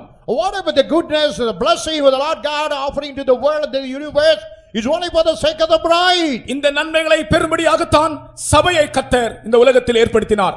Only to derive that kind of goodness the Lord had established the church upon the earth. கர்த்தரிடத்தில் இந்த நன்மை பெற்றுக்கொள்ளும்படியாக சபைக்கு நீங்கள் வந்து சேருங்கள். Only to get the goodness from the Lord, you be affiliated to the church. ஆட்டு தொழுவத்திற்குள்ளே ஆடுகள் இருக்குமா போல, Just like all the cattle, all the ox powder in the fold, சபைக்குள்ளே ஓடி வந்து சேருங்கள். just come running into the church. கர்த்தர் உங்களை பற்றி மிகவும் கருத்துள்ளவராய் கரிசனை உள்ளவராக இருக்கிறார். The Lord God is having a great concern and he is having consideration about your life. ஒரு தாய் தன்னுடைய பிள்ளையை குறித்து கவலைப்படுவது போல As the mother is worried about her own child, கர்த்தர் உன்னை குறித்து கருத்தாக இருக்கிறார். the Lord God is much concerned, bothered about your life, உனக்கு இரக்கம் பாராட்டுகிறார். and he is showing mercy and he is. எந்த மனுஷனுக்கும் அவர் நன்மை செய்கிறார். And whatever the man, he is doing only goodness to them. காரணம் அவருடைய மணவாட்டி நிமித்தம். It's all because for the sake of the bride, நீயும் அவருக்கு மணவாட்டியாக மாற வேண்டும் என்கிற நோக்கத்தோடு that you must also be made as a bride with that intention. கர்த்தர் இந்த உலகத்திலே மனுஷனுக்கு நன்மை செய்வது அவன் நன்மை பெற்று அப்படியே போய்விடும்படியாக அல்ல. The Lord is offering all goodness that you must get the goodness and go away. அவருடைய வருகைக்காக நீ ஆயத்தமாக வேண்டும், ஒரு மணவாட்டியாய் மாற வேண்டும் என்ற நோக்கத்தோடு உனக்கு என்ன நன்மை வேண்டுமானாலும் அவர் செய்ய ஆயத்தமாகவே இருக்கிறார். And you had to prepare for the coming of the Lord. You had to be made as a bride. Whatever the goodness he will do for you. அகாஸ்வேர் ஒரு பெரிய விருந்து செய்தான். And Ahasuerus made a great feast. சகல தேசத்தாருக்கு ஒரு விருந்து செய்தான். And he is making a great feast for all the provinces. விடுதலையை கட்டளையிட்டான். And he had made the release. ஜெயிலில் இருந்த ஆட்களுக்கெல்லாம் விடுதலை. And he had given deliverance to all power in the prison. எல்லாருக்கும் வெகுமதிகளை கொடுத்தான். And he was offering gifts to everybody. இன்றைக்கும் கர்த்தர் வரங்களை தந்து கொண்டிருக்கிறார். Even today God is giving the gifts of God. கிருபைகளை தந்து கொண்டிருக்கிறார். And he is giving all grace. நன்மைகளை தந்து கொண்டிருக்கிறார். And he is providing all the goodness to us. நீ ஜெபித்து பார். Just try and pray. உனக்கு நன்மை உண்டு. You have a goodness. இரட்டிப்பான நன்மையை தருவேன் என்று சொல்லி இருக்கிறார். God promised that he will give a double portion of that blessing. கர்த்தருடைய நன்மை செய்கிற கரம் நம்முடைய மத்தியிலே நீட்டப்பட்டிருக்கிறது. And the goodness, good doing, and that hand is stretched before us. இன்றைக்கும் கர்த்தர் நன்மை செய்கிறவராய் நம்முடைய மத்தியில் கிரியை செய்து கொண்டிருக்கிறார். Even today the Lord God is as a God who is able to do the goodness in your life. நம்முடைய மத்தியிலே நான் ஒரு கரத்தை காண்கிறேன். But I could see a hand. அந்த கரத்திலே ஏராளமான பழங்கள் இருக்கின்றன. And even in that I could see the lot of fruits. அந்த கனிகள் நம்முடைய தேசத்தில் உள்ள கனிகள் அல்ல. The fruits what I see in the hand is not in our the fruits found in our land. இதுவரைக்கும் நாம் காணாத கனிகள் அவருடைய கைகளிலே வைத்திருக்கிறார். The fruits which I have not seen in this earth I could see in his hand. ஆமென். அது பக்கத்திலே ஒரு போர்டு வைக்கப்பட்டிருக்கிறது. But nearby one board is placed. நான் நன்மை செய்கிறவராக இருக்கிறேன். I am the Lord doing good. என்னிடத்தில் சகல நன்மைகளும் உண்டு. I have all goodness in me. உனக்கு என்ன நன்மை வேண்டுமோ இந்த நாட்களிலே இந்த கிருபையின் காலத்தில் சபையின் நிமித்தம் மணவாட்டி நிமித்தம் அதை உனக்கு செய்கிறார். Whatever goodness in this last day you need for the sake of the church, for the bride he will do for you. விசுவாசிக்கிற ஜனங்கள் கர்த்தரை ஸ்தோத்திரம் The பண்ணுவோமாக. people who believe, you praise God. அந்த நன்மைகளை கர்த்தர் உங்களுக்கு தருகிறார் என்ற விசுவாசம் உடையவர்கள் கர்த்தரை துதியுங்கள். The people who believe that God is giving that goodness with the faith, you praise God. ஒரு கரம் நம்முடைய மத்தியிலே நீட்டப்பட்டிருக்கிறது. One hand is set forth in our midst. அந்த கரத்தில் ஏராளமான கனிகள் வைக்கப்பட்டிருக்கின்றன. In that hand a lot of innumerable fruits are there. நான் நன்மை செய்கிற தேவன் என்று எழுதப்பட்டிருக்கிறது. It said, I am the Lord who is doing good. கர்த்தர் உங்களுக்கு நன்மை செய்கிறவர். And the Lord is doing good to your life. இரட்டிப்பான நன்மையை தருகிறவர். And he is giving all the double blessing in our life. விசுவாசத்தோடு அவரை மகிமைப்படுத்துங்கள். With the faith glorify the Lord. கர்த்தரிடத்தில் இந்த நன்மையை இப்பொழுதே பெற்றுக்கொள்ளுங்கள். And get all goodness from the hand of the Lord. ஹல்லேலூயா. அடுத்ததாக நாம் பார்க்கும்போது Nextly, while we look into that, Levi என்கிற மத்தேயு ஒரு பெரிய விருந்தை செய்தான். Levi the Matthew is making another great feast. இந்த லேவி என்பவன் இயேசு கிறிஸ்துவினுடைய சீஷர்களிலே ஒருவன். And even the Levi, and he is one among the disciples of Jesus Christ. இவன் ஒரு பெரிய விருந்து செய்தான். Now he made a great feast. அதை பற்றி இந்த விருந்தினுடைய சாராம்சம் என்னவென்றால், An essence of this feast, இவன் கர்த்தருக்கு ஊழியக்காரனாக மாறினான். that he was made as a servant of God. ஒரு சமயத்திலே இவன் ஒரு ஆயக்காரன். Once he was a publican. அந்த நாட்களிலே ஆயத் தொழில் என்பது மனுஷரால் அங்கீகரிக்கப்பட்ட ஒரு தொழில் அல்ல.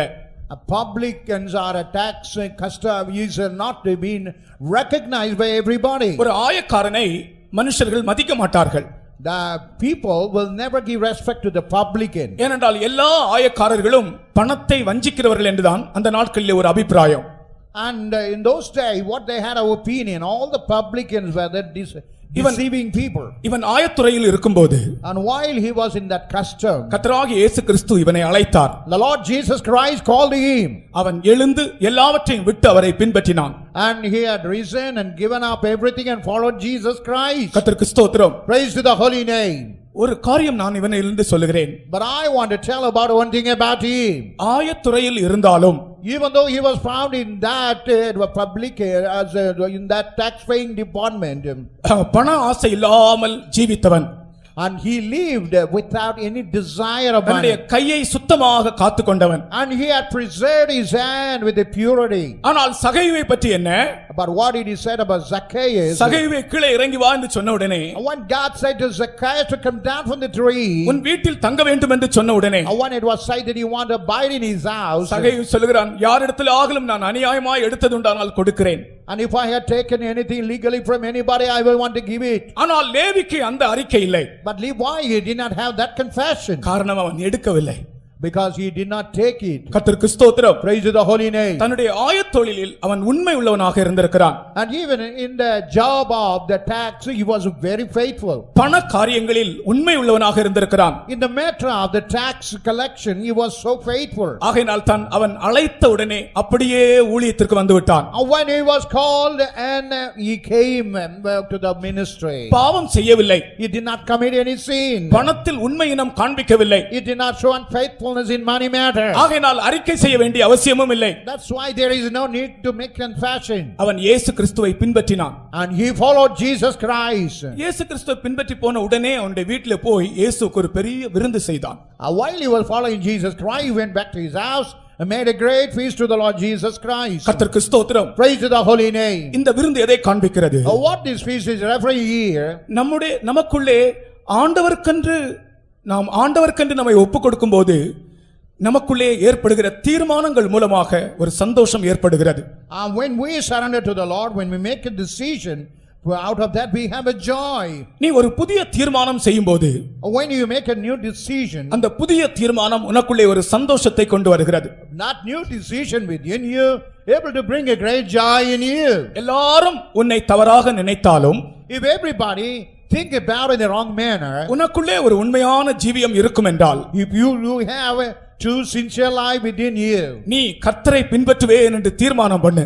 you make a decision, Lord, I will follow you. அது ஊழியம் செய்கிறதானாலும் கர்த்தருக்காக ஜீவிப்பதானாலும், whether it is a matter of ministering the Lord or living for the Lord, இனிமேல் நான் இயேசு கிறிஸ்துவை பின்பற்றுவேன், hereafter I will follow the Lord Jesus Christ. அப்படி ஒரு தீர்மானம் நீங்கள் செய்து பாருங்கள். Just you make a decision, அந்த தீர்மானத்து நிமித்தம் ஒரு பெரிய சந்தோஷம் ஏற்படுகிறது. and because of that decision great joy comes. நம்முடைய ஆவிக்குரிய ஜீவியத்திலே இயேசு கிறிஸ்துவுக்காக நாம் எந்த தீர்மானம் எடுத்தாலும் அதன் பின்னே ஒரு சந்தோஷம் உண்டு. In our spiritual life, whatever the decision we make for the Lord, and behind it we have a great joy. சாதாரணமாக இன்றைக்கு நான் சாப்பிட மாட்டேன், இன்றைக்கு உபவாசம் எடுப்பேன் என்று தீர்மானம் பண்ணினாலேயே அதன் பின்னாலே ஒரு சந்தோஷம் இருக்கிறது.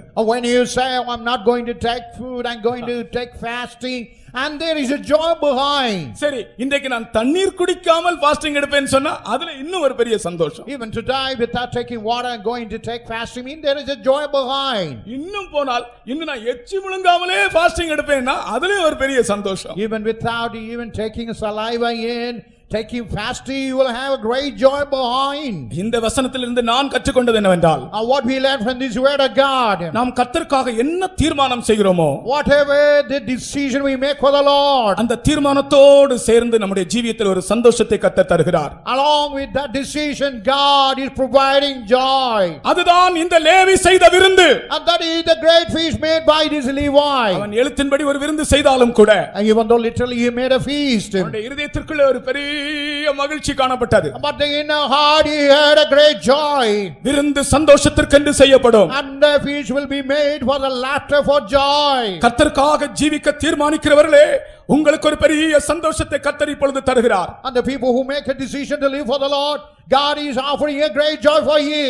உங்களுடைய கண்களை மூடி ஒரு தீர்மானம் செய்யுங்கள். Just close your eyes and make a decision. என்ன உன்னுடைய ஜீவியத்தை சம்பந்தப்பட்டதாக அது இருக்கட்டும். And let me be the matter related to your life. இப்பொழுது நீங்கள் எல்லாரும் ஒரு புதிய தீர்மானம் செய்யுங்கள். Now you all make a new decision. முழங்காலில் நிற்க முடியுமானால் முழங்கால் நில்லுங்கள். If you could stand on your knees, you stand on your knee. முழங்கால் நிற்க முடியாதவர்கள், நாற்காலியில் இருக்கிறவர்கள் அப்படியே இருந்த இடத்திலேயே ஒரு தீர்மானம் செய்யுங்கள். Now whoever is seated in the chair, in the very place where you are, you can make a decision. நான் இயேசுவின் பின்னே போவேன். And I will go after the Lord Jesus Christ. நான் என் இயேசுவுக்காக ஜீவிப்பேன். I will only live for my Jesus. இனி எனக்கு இந்த ஆயத்தொழில் வேண்டாம். I don't need this tax law department. என் இனத்தார் வேண்டாம். I don't my relatives. நான் என் இயேசுவுக்காக ஜீவிப்பேன். And I will only live for Jesus. அல்லது நீங்கள் உங்களுடைய வாழ்க்கை சம்பந்தப்பட்ட எந்த ஒரு தீர்மானமா இருந்தாலும் இந்த சமயத்திலே நீங்கள் செய்யுங்கள். Or whatever that decision regarding your life, just to make it right now. கர்த்தரிடத்தில் பேசுங்கள். Just you speak to the Lord. ஒரு பெரிய மகிழ்ச்சி அதோடு சேர்ந்து கர்த்தர் உங்களுடைய இதயத்திலே தருகிறார். And along with that a great joy the Lord is going to offer to you. அவனுடைய பெரிய விருந்தை கர்த்தர் அங்கீகரித்தார். And God accepted his great feast. இயேசு அந்த விருந்துக்கு போனார். And Jesus went to that feast. இயேசு அவனோடு கூட பந்தி இருந்தார். And Jesus went and tabled with him. அநேகருக்கு அது பொறாமையாக இருந்தது. And that was a jealous feeling for many. ஆனால் கர்த்தருக்கு அது விசேஷமாக இருந்தது. For the Lord Jesus it was something great. உன் வாழ்க்கையிலே கர்த்தர் உன்னை விசேஷித்தவனாக மாற்றி விட்டார். In your life God has made you as a great. இப்பொழுது நீ இருக்கிற நிலைமையில் இருந்து ஒரு விசேஷமான நிலைமைக்கு கர்த்தர் உன்னை உயர்த்தி விட்டார். The present state God had elevated it to a very special life. கர்த்தர் உன்னை உயர்த்தும் போது உனக்கு ஒரு பெரிய மகிழ்ச்சி உன் இருதயத்தில் உண்டாகிறது. When God exalts you, you will have a great joy.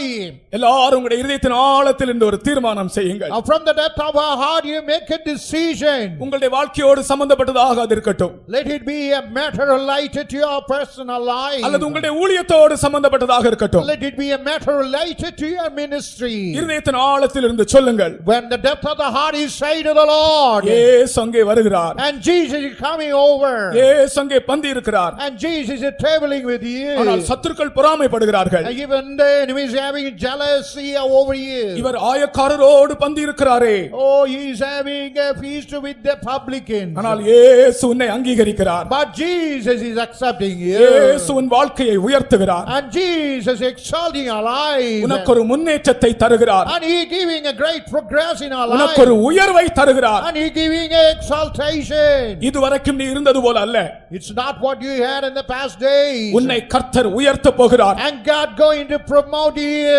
கர்த்தருடைய ஆவியானவர் சொல்லுகிறார், இதுவரைக்கும் இருந்தது போல அல்ல, சில உயர்வை உன்னுடைய வாழ்க்கையிலே தரப்போவதாக கர்த்தருடைய ஆவியானவர் சொல்லுகிறார். The Spirit of the Lord, it is not what you had in the past day, some sort of promotion you are going to get in our life. என்னுடைய ஆவிக்குள்ளே நான் நெருக்கி ஏவப்படுகிறேன். And I am being persuaded in my spirit. இவ்வளவு நாட்கள் நீ ஒரு சாதாரணமான நிலைமையில் இருந்தாய். So far you are only in the ordinary state of life. எல்லாரும் உன்னை தவறாக நினைத்தார்கள். Many had a wrong opinion about you. ஆனால் உன்னுடைய உள்ளத்தில் இருக்கிற உண்மையை கர்த்தர் கண்டார். But God had seen the truth and sincerity what he had in the depth of the கர்த்தர் heart. உனக்கு ஒரு உயர்வை தரப்போகிறார். God going to give a promotion for you. கர்த்தர் உனக்கு ஒரு உயர்வை தரப்போகிறார். The Lord God going to give a promotion for you. கர்த்தர் உன்னை உயர்த்தினால் உன்னை தாழ்த்துகிறவன் யார்? If God exalt you, we dare to abase you. கர்த்தர் உன்னை மேன்மைப்படுத்தினால் உன்னை தாழ்த்துகிறவன் யார்? If God exalt you, who you dare to abase you? என்னுடைய ஆவியிலே நான் நெருக்கி ஏவப்படுகிறேன். In my spirit I am being persuaded to say. என்னுடைய ஆவியிலே நான் நெருக்கி ஏவப்படுகிறேன். In my spirit I am being persuaded to tell. சிலரை கர்த்தர் உயர்த்த போகிறார். And God going to exalt somebody. உன்னை கர்த்தர் உயர்த்த போகிறார். And God going to exalt you. இனி நீ சாதாரணமான ஒரு லேவி அல்ல. You are not ordinary Levi. இனி நீ மத்தேயு. You are a Matthew. Levi என்பது அவனுடைய முதற் பெயர். And Levi is his first name. மத்தேயு என்பது இயேசு அவனுக்கு கொடுத்த பெயர். Matthew the name was given by the Lord Jesus Christ. Levi என்பது அவனுடைய பாரம்பரிய பெயர். Levi is a traditional name. ஆனால் மத்தேயு என்பது இயேசு கிறிஸ்து அவனுக்கு கொடுத்த பெயர். Matthew the name the Lord had given the name by Jesus Christ. இனி நீ பாரம்பரியத்துக்குரியவன் அல்ல. You are not a man belong to the tradition. இனி நீ உன்னுடைய ஃப்ரெண்ட்ஸுக்குரியவன் அல்ல. You are not a man belong to your friends. கர்த்தர் உனக்கு ஒரு புதிய பெயரை தந்து விட்டார். And God had given a new name for you. கர்த்தர் உன்னை உயர்த்த போகிறார். And God going to exalt you. அருமையானவர்களே, நான் திரும்ப திரும்ப சொல்லுகிறேன், என்னுடைய ஆவியிலே நான் நெருக்கி ஏவப்படுகிறேன். I want to tell repeatedly, I have been persuaded in my spirit to say. கர்த்தருக்காக ஜீவிக்க யார் தீர்மானம் பண்ணுகிறீர்களோ, புதிய தீர்மானம் பண்ணுகிறீர்களோ, உங்களுக்கு ஒரு உயர்வு காத்திருக்கிறது. Whoever make a new decision for the spiritual growth, exaltation is waiting for you. கர்த்தர் சொல்லுகிறார். And the Lord God says, அதை நீங்கள் அங்கீகரித்துக் கொள்ளுங்கள். and just you accept it. அருமையான கர்த்தருடைய ஊழியக்காரரே, Oh dear servant of God, கர்த்தர் உங்களை மத்தேயுவாய் மாற்றுகிறார். God is changing like Matthew. ஒரு பெரிய விருந்து செய்யுங்கள்.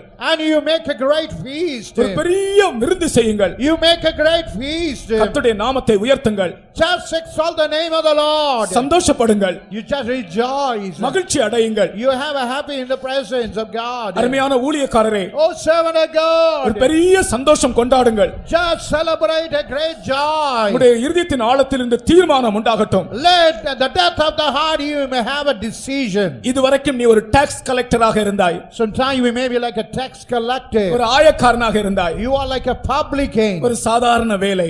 That is an ordinary ஆனால் job. இப்பொழுதோ நீ கர்த்தருக்கு ஊழியக்காரனாக மாறுகிறாய். But now you became a servant of God. நான் உங்கள் எல்லாரும் கர்த்தருக்கு ஊழியக்காரராய் உங்களை மாற்றுகிறார் என்று நான் சொல்லவில்லை. And I want to say that God will make you all as a servant of God. ஆனால் கர்த்தர் உங்களுக்கு ஒரு உயர்வை தரப்போகிறார். But the Lord God going to give promotion. ஒரு ப்ரமோஷனை தரப்போகிறார். And He's going to give a promotion. ஒரு மேல்நிலையை தரப்போகிறார். And He's going to give an upper level for you. இப்பொழுது நீங்கள் இருக்கிற ஸ்டெப்பில் இருந்து ஒரு படி மேலே வரப்போகிறீர்கள். Even the present level, what you are going to step into another level. விசுவாசிக்கிறவர்கள் உங்களுடைய கைகளை தட்டி அதை ஆமோதித்துக் கொள்ளுங்கள். And just people who believe it, they clap their hand and accept it.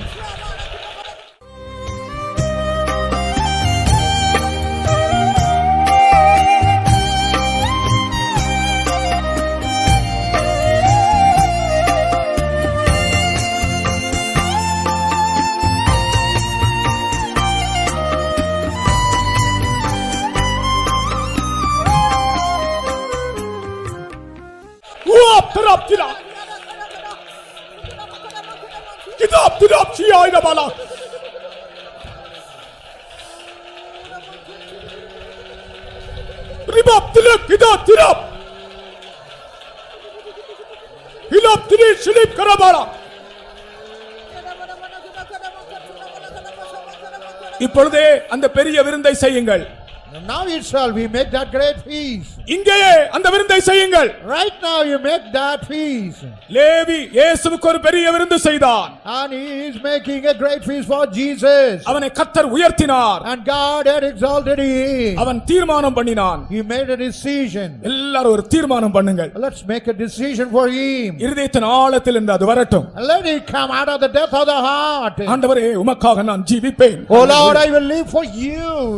இயேசுவே உமக்காக நான் ஜீவிப்பேன். Oh Jesus, for your sake I live upon this earth. இருதயத்தின் ஆழத்தில் இருந்து சொல்லுங்கள். You say from the depth of your heart. உமக்காக நான் ஜீவிப்பேன் ஆண்டவரே. Oh Lord, I will live for you. எனக்கு இந்த உலகத்தின் மேன்மைகள் வேண்டாம். I don't want the greatness of this world. உமக்கு உண்மையாக ஜீவிப்பேன். ஹல்லேலூயா. Oh, I will live sincerely for you. உம்முடைய வழிகளிலே நான் நடப்பேன். I will walk in thine path. கர்த்தர் உன்னை உயர்த்துகிறார். The Lord God is exalting you. கர்த்தர் உன்னை ஆசீர்வதிக்கிறார். The Lord God is blessing you. கர்த்தர் உன்னோடு பந்தி இருக்கிறார். And the Lord God is tabling with you. ஹல்லேலூயா. பஹலா கதிராம் ஷபாலா இடபாரா. ஆமென். இபாலா இடபாலா. ரபஹலா இடபாரா கிராஷ பல கதுரபல. இயேசுவின் பின்னே போக துணிந்தே, இயேசுவின் பின்னே போக துணிந்தே, இயேசுவின் பின்னே போக துணிந்தே, பின்னோக்கே நான், பின்னோக்கே நான், பின்னோக்கே நான், பின்னோக்கே நான், இயேசுவின் பின்னே போக துணிந்தே. எல்லாரும் பாடுங்க, எல்லாரும் பாடுங்க. போக துணிந்தே, இயேசுவின் பின்னே போக துணிந்தே, பின்னோக்கே நான், பின்னோக்கே நான், பின்னோக்கே நான், பின்னோக்கே நான். இங்கிலீஷ்ல பாடும். I have decided to follow Jesus. I have decided to follow Jesus. I have decided to follow Jesus. No turning back, no turning back, no turning back, no turning back. ஆங்கிலத்திலே I have decided, நான் போக தீர்மானம் பண்ணினேன் என்றுதான். தமிழ்ல ரொம்ப நல்லா போட்டிருக்காங்க. நான் இயேசுவின் பின்னே போக துணினேன். துணிஞ்சவனுக்கு என்ன இல்ல? துணிந்தவனுக்கு என்ன இல்ல? துணிஞ்சவனுக்கு துக்கம் கிடையாது. ஆக நான் துணிஞ்சவங்க. இயேசுவின் தமிழ் அது நல்ல வார்த்தை இருக்கு. I have decided to follow Jesus. எனக்கு கர்த்தர் தந்ததான ஒரு வார்த்தை என்ன தெரியுமா? டிசிஷனை மாற்றலாம், துணிச்சலை மாற்ற முடியாது. டிசிஷனை கூட மாற்றலாம், ஆனா ஒருத்தன் துணிஞ்சிட்டானா அவனை மாற்ற முடியாது. நீ துணிந்தால் நிச்சயமாய் கடைசி வரைக்கும் நிற்பாய். ஹல்லேலூயா. I have decided To follow Jesus. I have decided to follow Jesus. I have decided to follow Jesus. No turning back, no turning back, no turning back, no turning back. இயேசுவின் பின்னே இயேசுவின் பின்னே போகத் துணிந்தேன். துணிந்தேன். இயேசுவின் பின்னே போகத் துணிந்தேன். துணிந்தேன். இயேசுவின் பின்னே போகத் துணிந்தேன். பின்னோக்கி நான், பின்னோக்கி நான், பின்னோக்கி நான், பின்னோக்கி நான். கலபல கலபல கலபல போகத் துணிந்தேன். இயேசுவின் பின்னே போகத் துணிந்தேன். இயேசுவின் பின்னே போகத் துணிந்தேன். பின்னோக்கி நான், பின்னோக்கி நான், பின்னோக்கி நான், பின்னோக்கி நான், பின்னோக்கி நான், பின்னோக்கி நான், பின்னோக்கி நான், பின்னோக்கி நான், பின்னோக்கி நான்.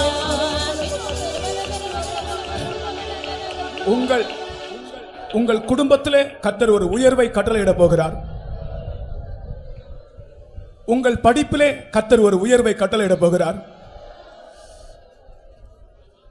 உங்களுடைய பிள்ளைகளுடைய விஷயத்திலே ஒரு உயர்வை நீங்கள் காணப்போகிறீர்கள். ஊழியக்காரரே, உங்களுடைய ஊழியத்திலே நீங்கள் ஒரு உயர்வை காணப்போகிறீர்கள். நீங்கள் செய்கிற ஊழியத்திலே ஒரு உயர்வை நீங்கள் காணப்போகிறீர்கள். நீங்கள் இப்பொழுது செய்ய வேண்டியது மத்தேயுவை போல, லேவியை போல அவரை பின்பற்ற, நான் அவருக்காக ஜீவிப்பேன் என்று மட்டும் சொல்லுங்கள். கர்த்தாவே, உமக்காக நான் ஜீவிப்பேன். எந்த மனுஷனையும் பிரியப்படுத்த மாட்டேன், எந்த மனுஷனுக்காகவும் ஜீவிக்க மாட்டேன், உமக்காக நான் ஜீவிப்பேன் என்று சொல்லிப்பார். இயேசுவின் பின்னே போகத் துணிந்தேன். இயேசுவின் பின்னே போகத் துணிந்தேன். இயேசுவின் பின்னே போகத் துணிந்தேன்.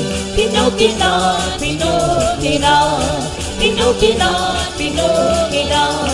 இயேசுவின் பின்னே போகத் துணிந்தேன். இயேசுவின் பின்னே போகத் துணிந்தேன். இயேசுவின் பின்னே போகத் துணிந்தேன். பின்னோக்கி நான், பின்னோக்கி நான், பின்னோக்கி நான், பின்னோக்கி நான். இயேசுவின் பின்னே போகத் துணிந்தேன். இயேசுவின் பின்னே போகத் துணிந்தேன். இயேசுவின் பின்னே போகத் துணிந்தேன். பின்னோக்கி நான், பின்னோக்கி நான், பின்னோக்கி நான், பின்னோக்கி நான், பின்னோக்கி நான், பின்னோக்கி நான், பின்னோக்கி நான். ஒரு முறை கூட சொல்லுகிறேன், இந்த லேவி செய்த விருந்து நம்முடைய வாழ்க்கையிலே ஆண்டவருக்காக ஜீவிக்க வேண்டும் என்ற தீர்மானம் உண்டாகும் போது நமக்குள்ளே கர்த்தர் தருகிற சந்தோஷமாக இருக்கிறது.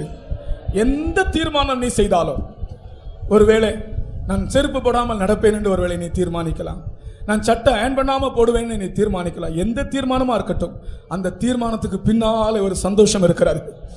ஆமென். அந்த பிரதிஷ்டைக்கு பின்னால் ஒரு சந்தோஷம் இருக்கிறது.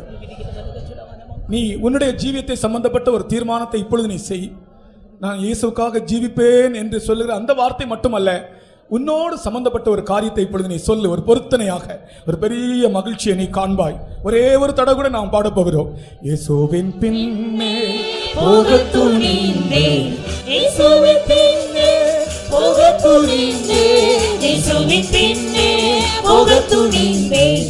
பின்னோக்கி நான், பின்னோக்கி நான், பின்னோக்கி நான், பின்னோக்கி நான். இயேசுவின் பின்னே போகத் துணிந்தேன். இயேசுவின் பின்னே போகத் துணிந்தேன். இயேசுவின் பின்னே போகத் துணிந்தேன். பின்னோக்கி நான், பின்னோக்கி நான், பின்னோக்கி நான், பின்னோக்கி நான், பின்னோக்கி நான், பின்னோக்கி நான், பின்னோக்கி நான், பின்னோக்கி நான், பின்னோக்கி நான், பின்னோக்கி நான், பின்னோக்கி நான், பின்னோக்கி நான்.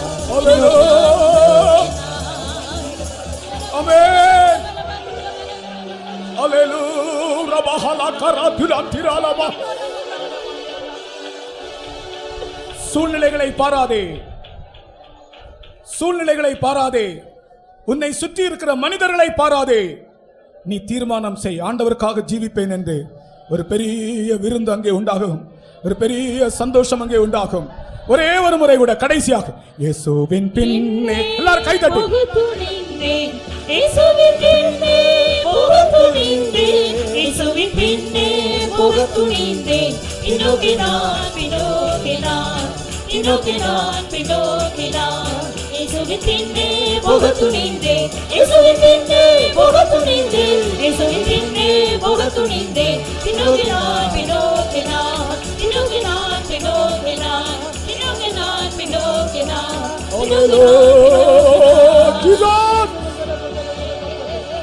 Amen, amen, hallelujah.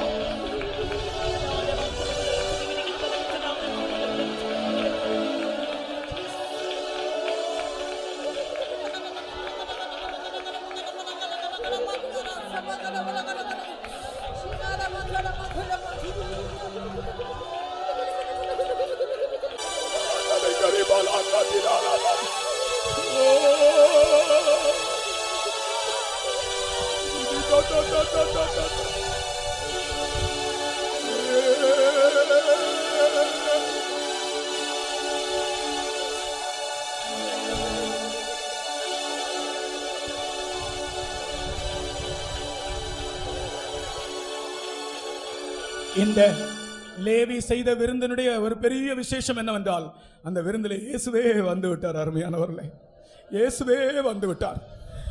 நாம் ஆண்டவருக்காக நான் ஜீவிப்பேன் என்ற தீர்மானம் செய்யும் போது சூழ்நிலைகளை கண்டு நாம் பின்மாறி போகாமல் ஆண்டவருக்காக நான் ஜீவிப்பேன் என்று சொல்லும் போது இயேசுவே அங்கே வருகிறார். இந்த விருந்து இயேசுவே அங்கே வருகிறார்.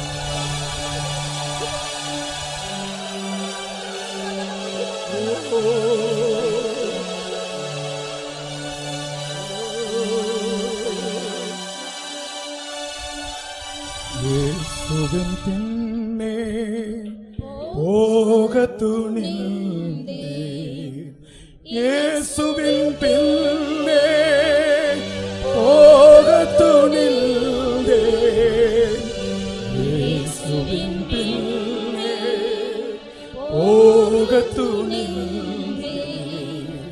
பின்னோக்கே நான்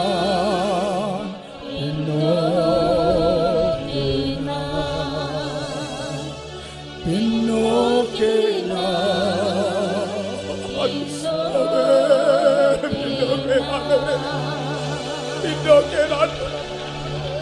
பின்னோக்கே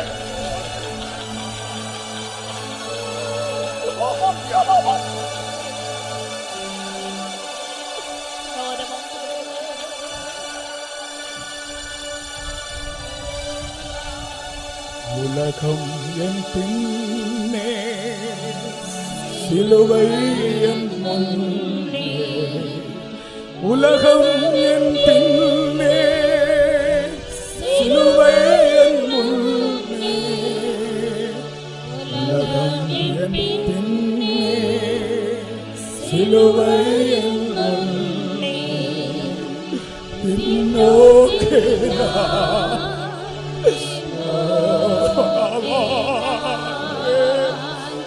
பின்னோக்கே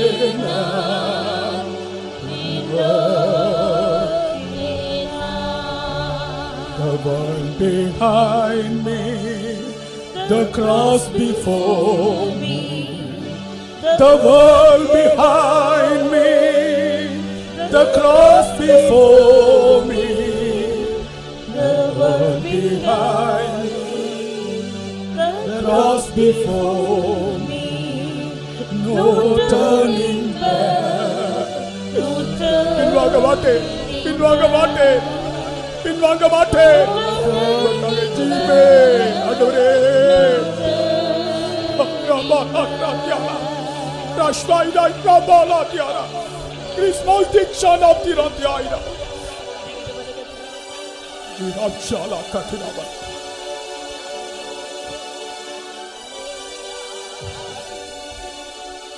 ஒரு உயர்வை நீ காண்பாய்,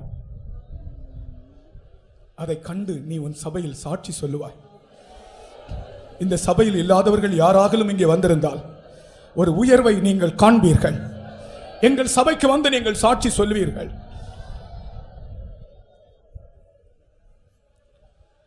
விசுவாசத்தோடு நாம் கர்த்தரை ஸ்தோத்திரிப்போமாக.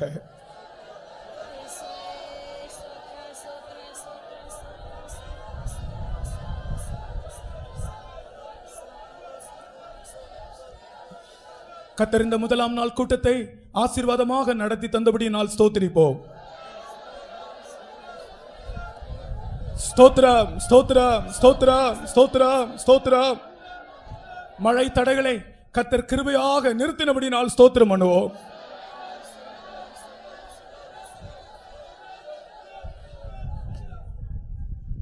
மீதியுள்ள கூட்டங்களை 2 நாட்களிலும் கர்த்தர் ஆசீர்வாதமாக நடத்தி தரும்படியாய் கர்த்தரை ஸ்தோத்திரம் பண்ணுங்கள்.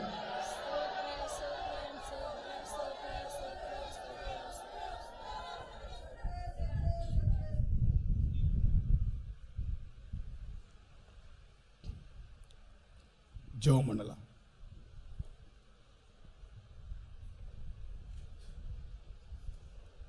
அருமையான ஆண்டவரே, நாங்கள் மே துதிக்கிறோம் ஐயா, மே சோத்திருக்கிறோம் சுவாமி. இயேசுவே, இந்த தேசத்தை கத்தாவே நீர் நேசித்து இந்த இடத்துல கத்தாவே சுவாமி இப்போ ஏற்பட்டதான ஒரு இழப்பேர் கூட்டத்தை நீர் தந்தபடியால் நாங்கள் மே துதிக்கிறோம் ஐயா, மே சோத்திருக்கிறோம் ஆண்டவரே. கத்தாவே, கூட்டத்தின் ஆரம்பம் முதல் கடைசி வரையிலும் கத்தாவே உடைய சமூகம் இந்த இடத்திலே காணப்பட்டபடியால கத்தாவே நாங்கள் மே துதிக்கிறோம் ஆண்டவரே, மே சோத்திருக்கிறோம் சுவாமி. கொண்டதான கத்தாவே ஒவ்வொரு பிள்ளைகளுக்காக நாங்கள் மே துதிக்கிறோம் கத்தாவே. இயேசுவே மக்கள் சோத்திரம் நாதா. ஆண்டவரே, சொன்ன சாட்சிகளுக்காக நாங்கள் சோத்திருக்கிறோம் ஆண்டவரே. இயேசுவே மக்கள் சோத்திரம் ஐயா. கத்தாவே உடமான கத்தாவே சீயோனிலிருந்து நீர் அபிஷேகம் பண்ணி கத்தாவே நீர் பேசினதான ஒவ்வொரு வார்த்தைகளுக்காக கத்தாவே நாங்கள் மே துதிக்கிறோம் ஆண்டவரே, மே சோத்திருக்கிறோம் ஐயா. விஸ்வதா ராஜா கத்தாவே ஒரு பெரிய விருந்து கொண்டான் 1000 பேருக்கு கத்தாவே ஒரு பெரிதான விருந்து நான் கத்தாவே என்றாரோ கத்தாவே அவன் தேசித்த பிரகாரம் செய்யவில்லை ஆண்டவரே. சத்திரர்கள் வந்திருக்கான்னு சொன்ன போது அவன் கத்தாவே குடித்து வெறுத்து இருந்தபடினால கத்தாவே அன்றிரவிலே அவன் செத்து போனான் ஆண்டவரே.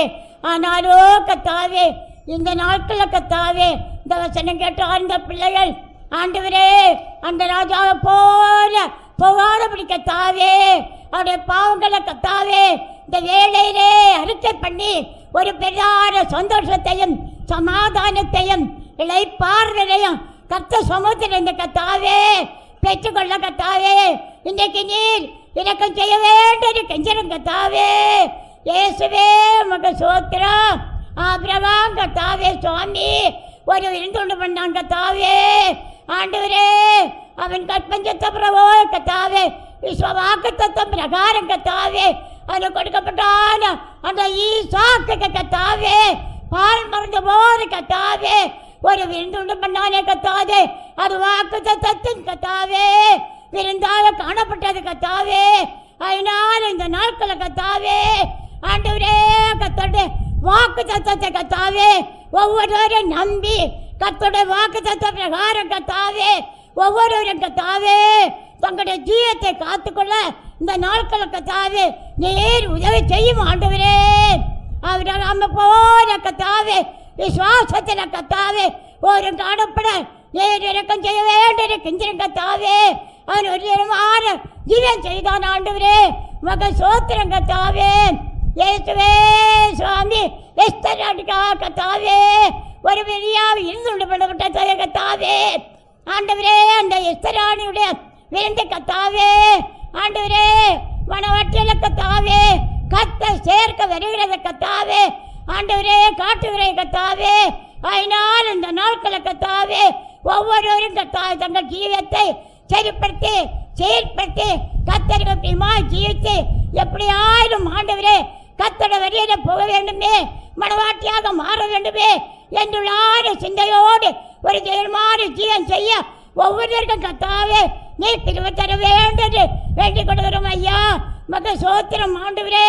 இஸ்ரேல் ராஜா கத்தாவே ஆண்டவரே தீர்க்க தரிசனால ஒரு விருந்து பண்ணானே கத்தாவே அதுபோல கத்தாவே சுவாமி ஆண்டவரே அந்த விந்தை நீ ஆசீர்வதித்தீர் கத்தாவே அவன் ஆண்டவரே அதுபோல இயேசுவே கத்தாய் வருவதான உண்டு பண்ண விருந்தை உண்டு பண்ணானே கத்தாவே அந்த விருந்தில கத்தாவே இயேசுவும் போனீரே கத்தாவே அந்த விருந்து கத்தாவே ஆசீர்வாதமான விருந்து ஆண்டவரே. அடத்தில் அவன் பணாசை இல்லாதவனாய் இருந்தான் கத்தாவினால் தான் ஏசு அழைத்தவுடனே எல்லாவற்றை விட்டு கத்தாவே அவன் போனான் ஆண்டவரே. அதுபோல கத்தாவே பணாசை இல்லாதவர்களாக ஒவ்வொருவரும் ஜீக்க வேண்டும் ஆண்டவரே. அவன் அந்த தினத்தில் எவ்வளவோ தீர்மானங்களை பண்ணினானே, அதுபோல ஒவ்வொருவரும் இன்னைக்கு கத்தாவே கேட்ட வசனத்தின்படி பண்ணுகிற எல்லா தீர்மானங்களையும் கடைசி வரை காத்துக்கொள்ள கத்தாவே. ஒவ்வொருவருக்கும் கத்தாவே நீர் தெரிவு தர வேண்டும் கெஞ்சிரும் ஆண்டவரே. ஏசு அந்த விருந்தில் போய் பங்கெடுத்தது போல ஆண்டவரே எல்லா விருந்துகளிலும் ஏசு வந்து தங்கி பங்கெடுக்கிற விருந்தாகவே காணப்பட உதவி செய்ய வேண்டும் ஆண்டவரே. விருந்த நாள கத்தாவே சுவாமி இந்த ஆத்மா ரட்சிப்பதற்கு ஏற்பாடு கத்தாவே. அவன் ஒரு சீட்டனா மாறினான கத்தாவே. அதுபோல கத்தாவே ஒவ்வொருவரும் அந்த இருந்த போல ஒரு விருந்த பண்ணி கத்தாவே. அவன் ஒரு ஜீவன் செய்தது போல ஒரு நல்ல ஜீவன் செய்யவும் இயேசுவை ஏற்றுக்கொள்ளவும் இயேசுக்கு சீசனாக காணப்படவும் கத்தாவே நீர் உதவி செய்ய வேண்டும் சிறுவையை வேண்டிக் கொள்கிறோம் சுவாமி. சோத்திரம் கத்தாவே. கேட்டார் ஒரு பிள்ளையோ உலகங்களை தருவிடம் ஆண்டவரே. ஒவ்வொருவரையும் சந்திக்கணுமே, ஆசீர்வதிக்கணுமே. கேட்ட சந்தித்தன்படி ஒவ்வொருவரும் கத்தாவே இந்த தினத்திலே தீர்மானங்களை பண்ணவும் தீர்மானங்களை காத்துக்கொள்ளவும் தங்களுடைய ஜீவத்தை காத்துக்கொண்டு எப்படியாயிரும் கத்தாவே மனவாட்டியாக கத்த சன்னதத்திலே வந்து சேர வேண்டுமே என்றுள்ளார் ஒரு வாஞ்சவுள்ளார் இதயத்தை கத்தாவே. இந்த நாட்கள் ஒவ்வொரு பிள்ளைகளுக்கும் நீ கொடுக்க வேண்டும் கெஞ்சிரவையா. உள்ளையும் வெளியே இருந்து கத்தாவே வசனம் கேட்கிறான ஒவ்வொரு பிள்ளைகளையும் நீ சந்திக்கணுமே, ஆசீர்வதிக்கணுமே. இம்மட்ட மழை மாற்றி தந்தபடியால சோத்திரம். என் கத்தாவே நாளத்தை நடக்காரு நேர் புறப்படுத்த நடத்தி ஆசீர்வதி இயேசுவின் நாமத்தில். எல்லாரும் ஸ்தோத்திரம் பண்ணுவோம். ஸ்தோத்திரம் ஸ்தோத்திரம் ஸ்தோத்திரம் ஸ்தோத்திரம். கத்திரிக்கமா நன்றியோடு எல்லாரும் ஸ்தோத்திரம் பண்ணுங்கள். ஸ்தோத்திரம் ஸ்தோத்திரம் ஸ்தோத்திரம் ஸ்தோத்திரம். பிதாவாகிய தேவனை ஸ்தோத்திரிப்போம். ஸ்தோத்திரம் ஸ்தோத்திரம். குமாரனாகிய இயேசுவை ஸ்தோத்திரிப்போம். ஸ்தோத்திரம் ஸ்தோத்திரம். பரிசுத்த ஆவியானவரை ஸ்தோத்திரிப்போம். ஸ்தோத்திரம் ஸ்தோத்திரம். நம்முடைய கர்த்தராகிய இயேசு கிறிஸ்துவின் கிருபையும் பிதாவாகிய தேவனுடைய அன்பும் பரிசுத்த ஆவியின் ஐக்கியமும் நம் அனைவரோடும் சதா காலங்களிலும் இருப்பதாக. ஆமென். அல்லேலூயா அல்லேலூயா அல்லேலூயா அல்லேலூயா அல்லேலூயா.